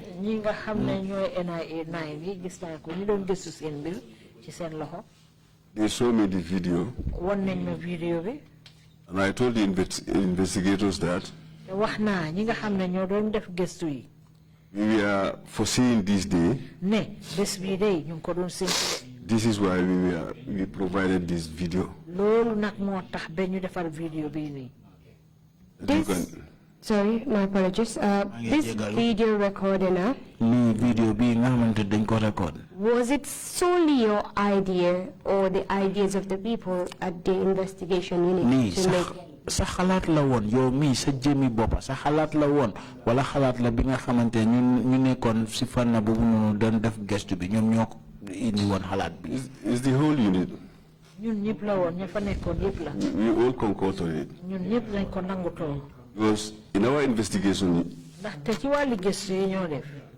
any case that came in, bépp case boo xam ne agsi na. we have a logbook for it. dañ am book boo xam ne fa lañ koo binda. Anytime you take a statement, saa yoo jëlee kàddu nit ki. it will be recorded. dañ koo binda ca book boobu. So we are very careful of such. dañ daan bàyyi xel bu baax ñu demee nii. And in most of those cases, individuals are tortured and coerced to confess. léegi dafa noonu mbir suy saa yu bari suy loolu daan xew dañoo jël ay nit ñu mbugal leen pour ñu joxe seen kàddu forcé. Not at our time. During our time. nekkutoon ñun suñ jamono de. It was during your time the 30th December attackers were beaten and tortured and forced to confess. Sa jamono la woon ngir ne December fanweeri fan bi ñi nga xam ne ñoo defoon songa boobu noonu. Their statements were obtained under duress. dañ doon jël seen kàddu bi si anam bi nga xamante ne ñu leen doon métital di leen tiital tamit. That was correct. For those groups. loolu dëgg la de ndaxte mbooloo boobu ñoom. It was also during your time. tamit sa jamono la woon. Alhaji Job, the deputy editor of Daily Observer. Alhaji Job ki nga xam ne moo toppa si njiiti taskati keeti xibaar di Daily Observer. Was tortured. moom dañ ko doon bugal. And his statement was obtained as well. te moom tam kàddoom bi jël nañ ko. Yes, that's true. Wow. When the torture was carried out by NIA operatives. That's correct. So you cannot sit here and say not during the time we were there because this was the norm at the NIA. And it persisted till after the change of government. Is that not the fact? That's the fact. Mr. Chairman. Mr. Chairman. I'm done with the witness. Don't more from me. Thank you very much, Counsel, and thank you, Mr. Secka, for coming to testify before the Commission. Mr. Secka, Counsel, Mr. Secka, Before I give the floor to the Commissioners and to ask any questions that they may have, can you confirm that when a commanding officer Saul gave you the questionnaires, that you did not have any hand at all in the drafting of that questionnaire? jamono bi nga xam ne commandant Sow jox na la laaj yooyu noonu nga xamante ñu ko binda yow am loo si benn loxo si jamono bi nga xam ñu doon binda laaj yooyu noonu. Yes, I don't have any hand in it. déedéet ama ci woon benn loxo ci binda bi. It was a written document that was brought to me. loolu dañ ko binda ba pare indil ma ko. And you didn't ask him any questions about the questions that are inscribed on that questionnaire? yow tam defuloo benn jéego pour laaj ko laaj yooyu noonu nga xamante moom lañ bindoon ñu jox la ko pour nga laaj ko ñooñu. No, I didn't. déedéet. Thank you. Commissioners, if you have any questions, Deputy Chair, you have the floor. Deputy Chair moo la bëgg a laaj.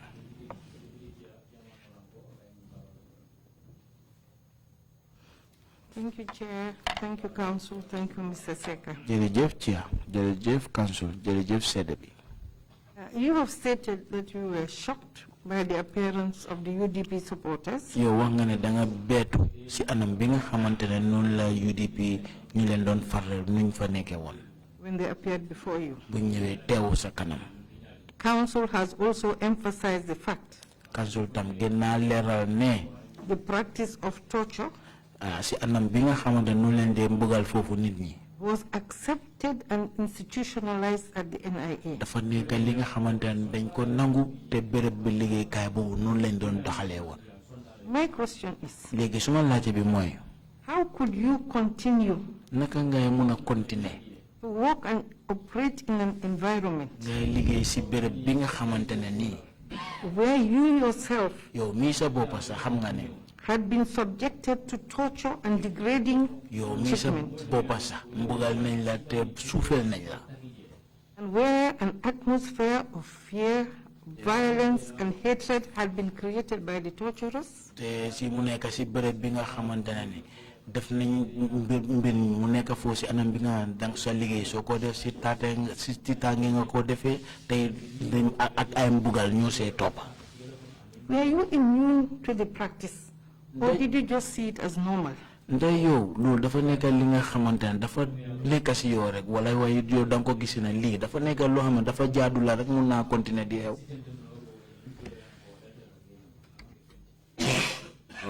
It's very unlawful. Liñ doon def de moom àndut ak benn loi. Out of fear. Ci dañ ko doon def ci wàllu tiitaange. In the state we were in. Di anam yi nga xam ne ci lañ nekkoon. Don't have a choice. This is something that people raise all the time. We didn't have a choice.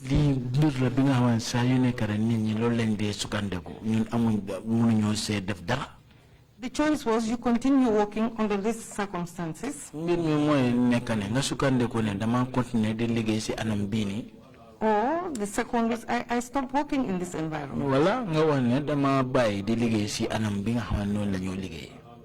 There were choices.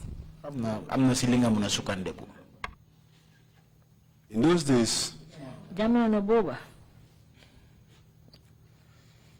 if you leave the job, you have to leave the country. So long as you are in this country, you are not safe.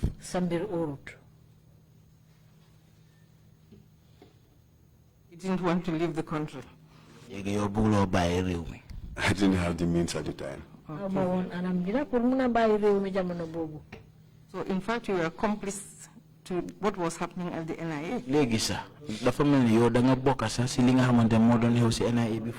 Whether you tortured somebody or whether you didn't torture somebody, you were an accomplice.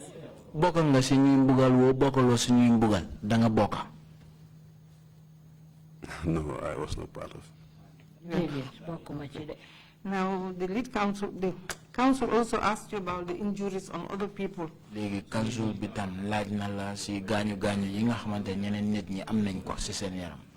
have emphasized the visible injuries. Do you know whether any of the victims suffered from internal injuries?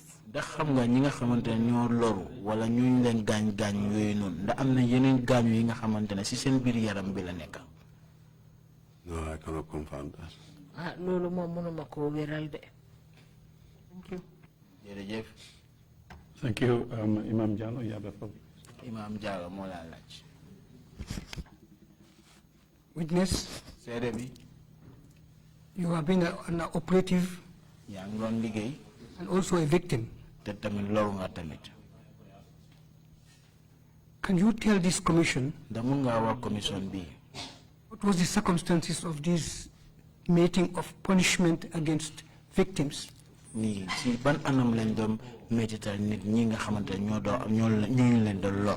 Was it specific instructions from some other authority?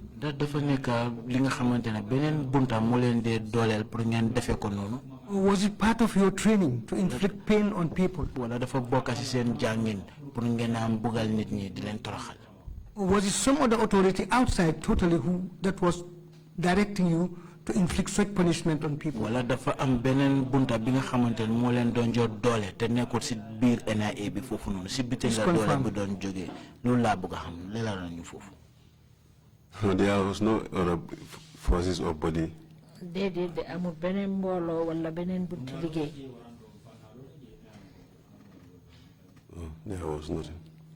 Now, as a victim, you know, this sector reform is now going on. You have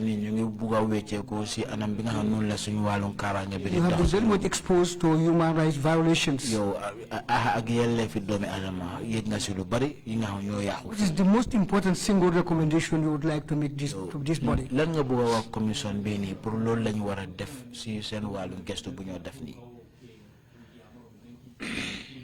Thank you.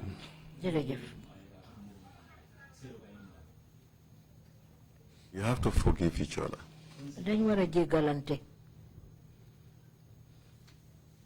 These things have already occurred. We have to come forward and confess our deeds and seek for forgiveness for the betterment of this country. Thank you, Pastor. Commissioner Kinte, you have the floor, please. Commissioner Kinte, Mr. Secka. Mr. Secka. My first point is for an ordinary NIA guy.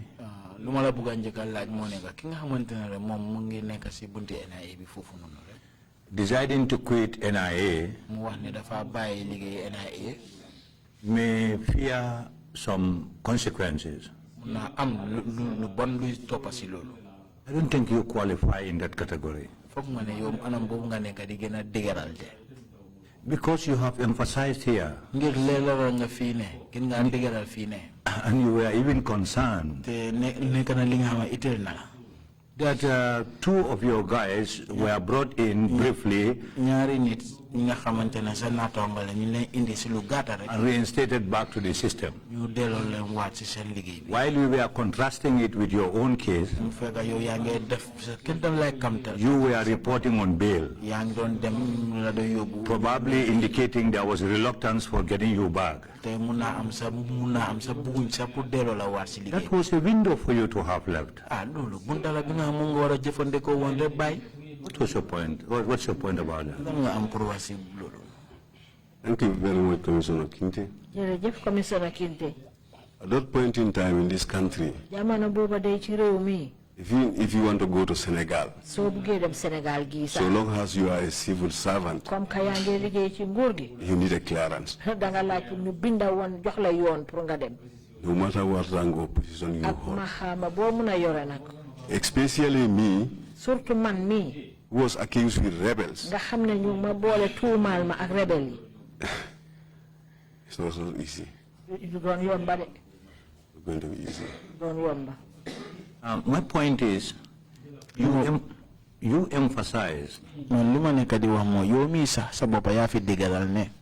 that Alaji Moore and Lamin Dabo, I believe, were brought in briefly, detained briefly, but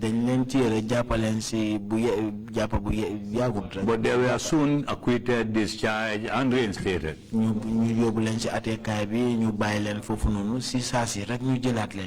There wasn't anything that, if you mean what you are saying here, that you could have envied them for that opportunity. That was not for any enviance. No, it's not envying them. What is so special about my cause being seeking for a clearance with the Secretary General?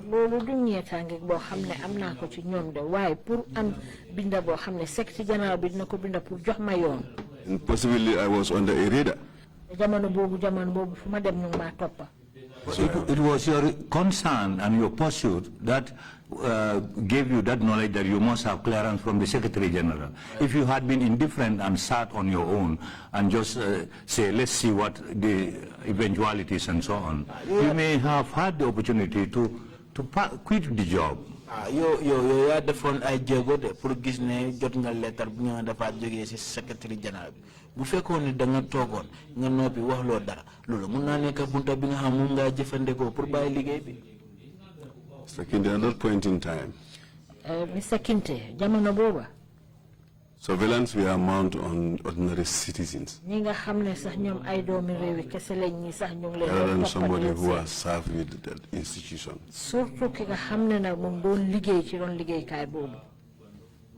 Okay, that doesn't seem satisfactory, but I'm going to my second point.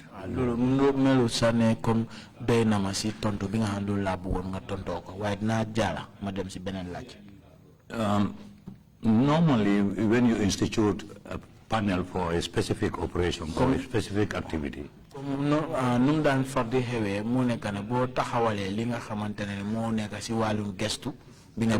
I believe the panelists stay with the panel until they accomplish their assignment. Is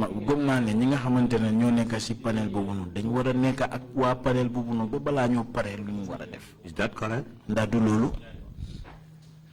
If you see a panel in this context, comprises of different security forces,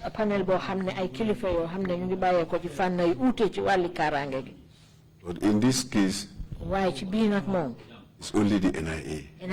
That was the difference. No. This one is not about the April issue. I'm just saying the norm at NIA, if a panel is constituted for a specific function, unless otherwise, those panelists are maintained until they accomplish the job. That's correct. Now, you told us that in the panel of the rebels, or the rebel-related issue, that Gajaga was one of the panelists. Is that right? That's correct. And that Mumuni also underwent that panel. That's correct. If Gajaga has never changed, and Mumuni has undergone this through this panel, don't you think it's ridiculous that Gajaga pretends, in my view, not to have known Mumini at all or to have encountered him at all? We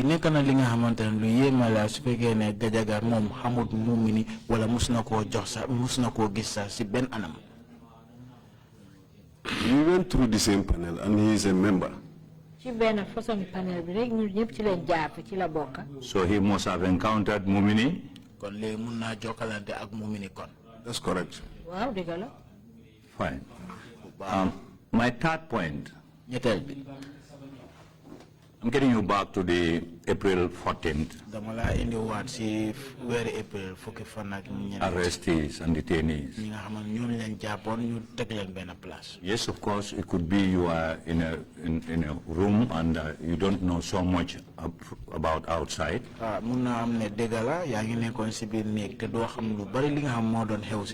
But indeed, the movement should give you some indicators of additional names more than 2 or 3. Only the 2 bringing the guys to you. The movement should indicate more people than you have shown us here.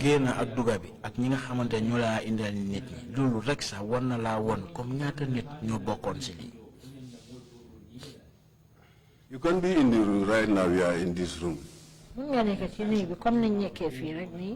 You can hear noise at the main gate. You can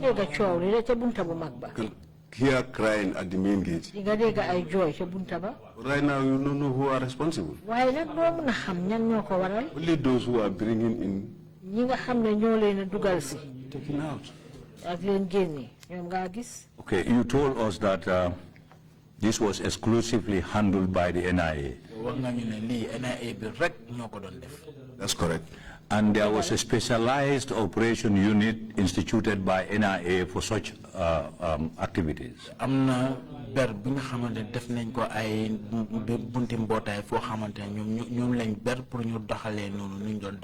That's correct. Your understanding, what is the membership of this group? How many people? Yow sa xam-xam ñaata nit ñoo bokk ci mbootaay bi ni?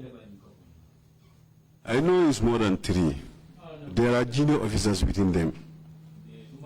I don't know them. I cannot remember them. xam naa ne ëpp na ñett de am na ñoo xam ne ñu ngi faree suuf waaye ñëpp xamuñu ma leen a xam nag. Can you name the special operation unit, those you can remember? Junior or senior? Mun nga wax tur ñi nga xam ne ñu ngi nekk ci fànn boobu noonu mu nekk ñu suufee lañ wala ñu bor kilifa lañ foofu noonu. That's what I told council. These are the 3 I mainly interact with.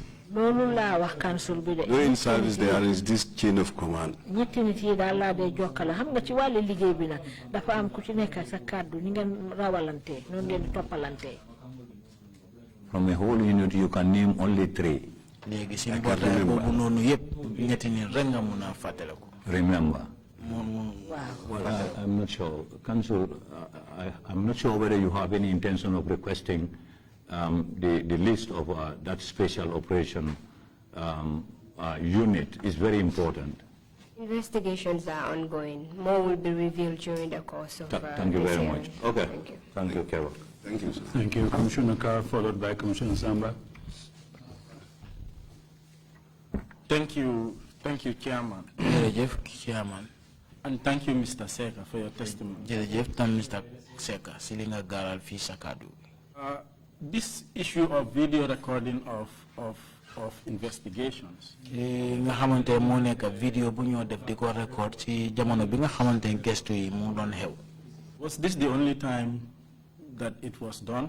Da li moy njël ben yoon mu ngi xew fofu. This was the only time I witnessed. Man de ben yoon bobu la fekke. Do you have information as to whether it has happened in other cases? Da yëg nga ay xibaar yi nga xamante ne ko mus naa xew ci yeneen fànn yi. For picture taking, yes, but for video, no. Pour di jël nataal waaw daan na am waaye na pour video déedéet. I asked because when we visited the NIA, maa ngi laajte ngir ne bu ñu demee woon seeti foofu ci NIA. We were told that some of the investigations were being recorded, and we saw a room where these were sold, where people watch these things. Gis nga dañu wax foofu noonu jamono bi nga xamante ne gestu yi mu ngay am dañ dee video record te bu ñu demee foofu noonu war nañu bërëb bi nga xam foofu lañ ko dee seetaane. What do you have to say about that? Lan nga am pour wax ci loolu. It could be, but this is the only one I witnessed. Mun naa am de waaye man daal benn bi laa fekkee. Okay, thank you. Welcome. Thank you, Commissioner Samba. The floor. Commissioner Samba. Thank you, Chairman. Jërëjëf, Chairman. Man benn laajte rek la am Kebba. I have only one question for you, Kebba. Nga ne dañ leen dencoon ci seen cell bi 45 days. You said you were detained in your cells for 45 days. 45 days. 45 days yooyu ndax di ngeen daan julli. In those 45 days, were you praying? Yes, we do. Wow. Dañ daan julli. Thank you. Jërëjëf. Thank you very much indeed. Mr. Secka, if you have any concluding remarks to make, please proceed to make it now. Jërëjëf, Mr. Secka, su fekkee am nga dara li nga xam ne loolu ngay wax fii pour gaarale ko sa kàddu bi, mun nga koo def?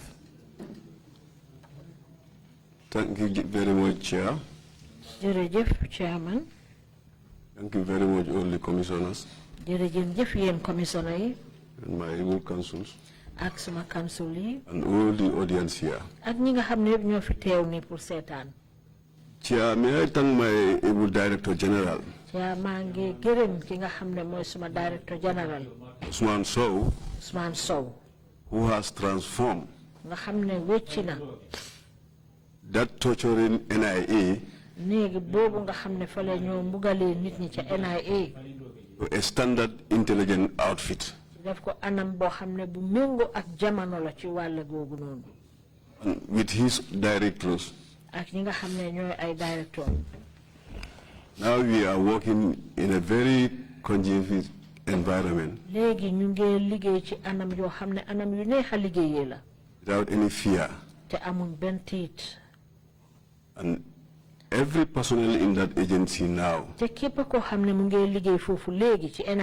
in one way or the other, is safe to work without pressure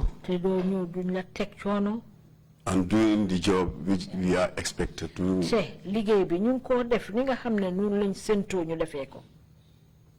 When DG Sow came in, the first thing he abolished was the investigation department. Because investigation department is the sole agent of torture at the NIA.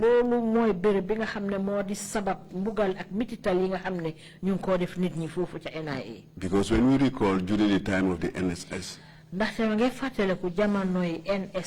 there was no torture that we heard of. So we can say with the presence of investigation unit, this is why torture was happening at the NIA.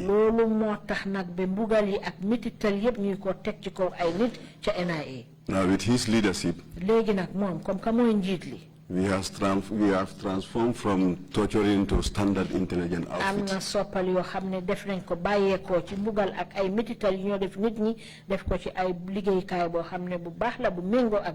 Yes, it was a horrible headquarters.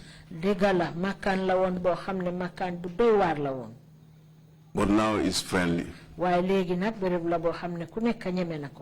all have to accept that it has happened there. The only thing we have to do now to seek forgiveness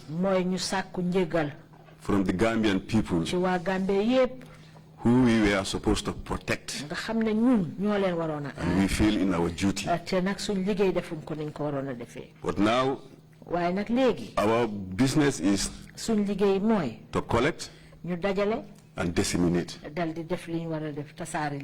I thank you very much for giving me this opportunity to explain my ordeal here. But as for me, I have forgiven all those who have tortured me. And I want everybody, in one way or the other, if you feel I offended you, you forgive me. The only way out in this country is to forgive each other. We forge ahead for the development of this country. Nobody will come outside to develop this country for us. It's ours. We have to do it by ourselves in peace and stability. I thank you all.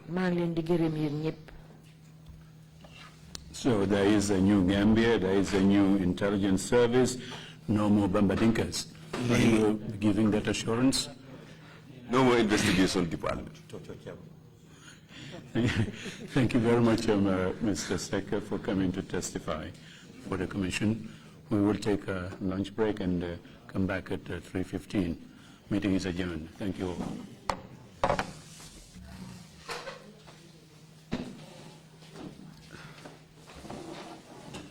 dañoo dox ci ay Samsonite duñ dee indi any brown of suitcases though other than Samsonite comme li ma dee wax rek boo eggee airport dëri Samsonite dafa am nuñ laa xoolee waaw ngeen ne lan nag waaw skin ci moom la ñu gën a xamee nag skin care products ci moom la ñu gën a xamee ñu ngi dox tamit benn tey tamit si ay dàlla man waaye man nag skin care mooy suma specialty xam nga rek jigéen bu sa xar kanam réglé loo def mu jag am nañ Patricia Reiner Kiwi Eye, the whole range, Lighten Up Gold, Tomatine. I mean, the list can just go on and on and on and on. Lépp loo xam ne rek luy taaral jigéen la ci yooyu rek la ñoo dox. Skincare Plus nag emuñ si Gambia rek ñu ngi United States ñu ngi Gambia fii ba pare bu dee yaa ngi anywhere in Europe mun nañ la ko mail within 3 days rek ñetti fan rek nga jot say diw emuñ si loolu rek dañ laa consult tamit balaa ñu laa jaay diw dinañ def a free consultation pour wax la rek exactly li nga xam ne moo méngoo ak sa kanam dinañ leen wax tamit ne rek am nañ perfumes, fragrances, men's shirts, accessories. We do dresses as well. We do blouses. We do shoes. Name it, we do them. Skincare Plus 2020 is our year of perfection. Zero tasks. Fu nekk nii réew mi fii kenn waratu fi defee task kenn waratu fi am problème kanam kenn waratu fi am problème yi picca boo ko amee dafa fekk ne rek ñëwuloo ci place bi fii. Love like fire.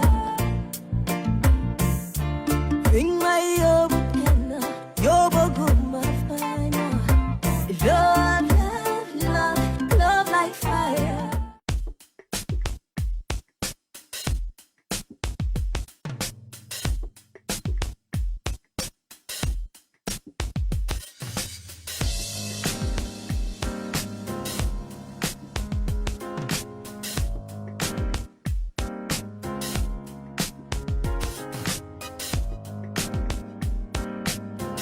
Miss B Designer Outlet is the #1 quality and affordable stop shop for all your needs.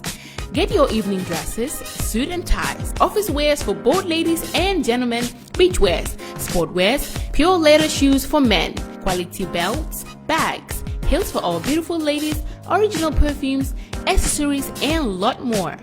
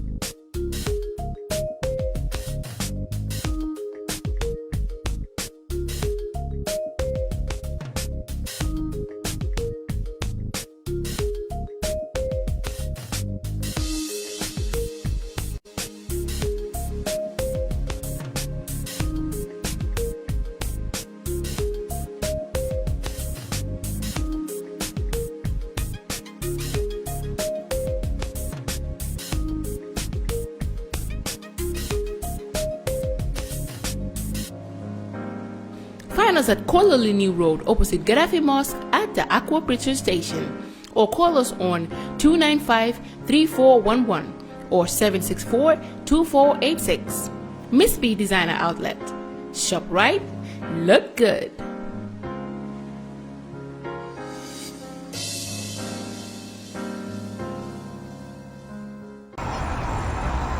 When we touch down, better broke down.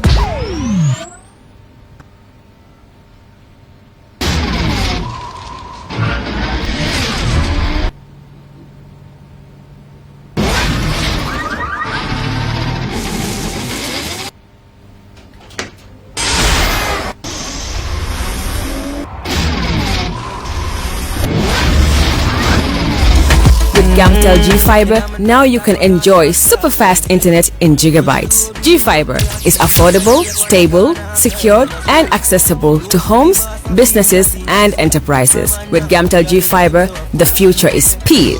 Gamtel, creating a brighter future in communication. That's how she became mind and see the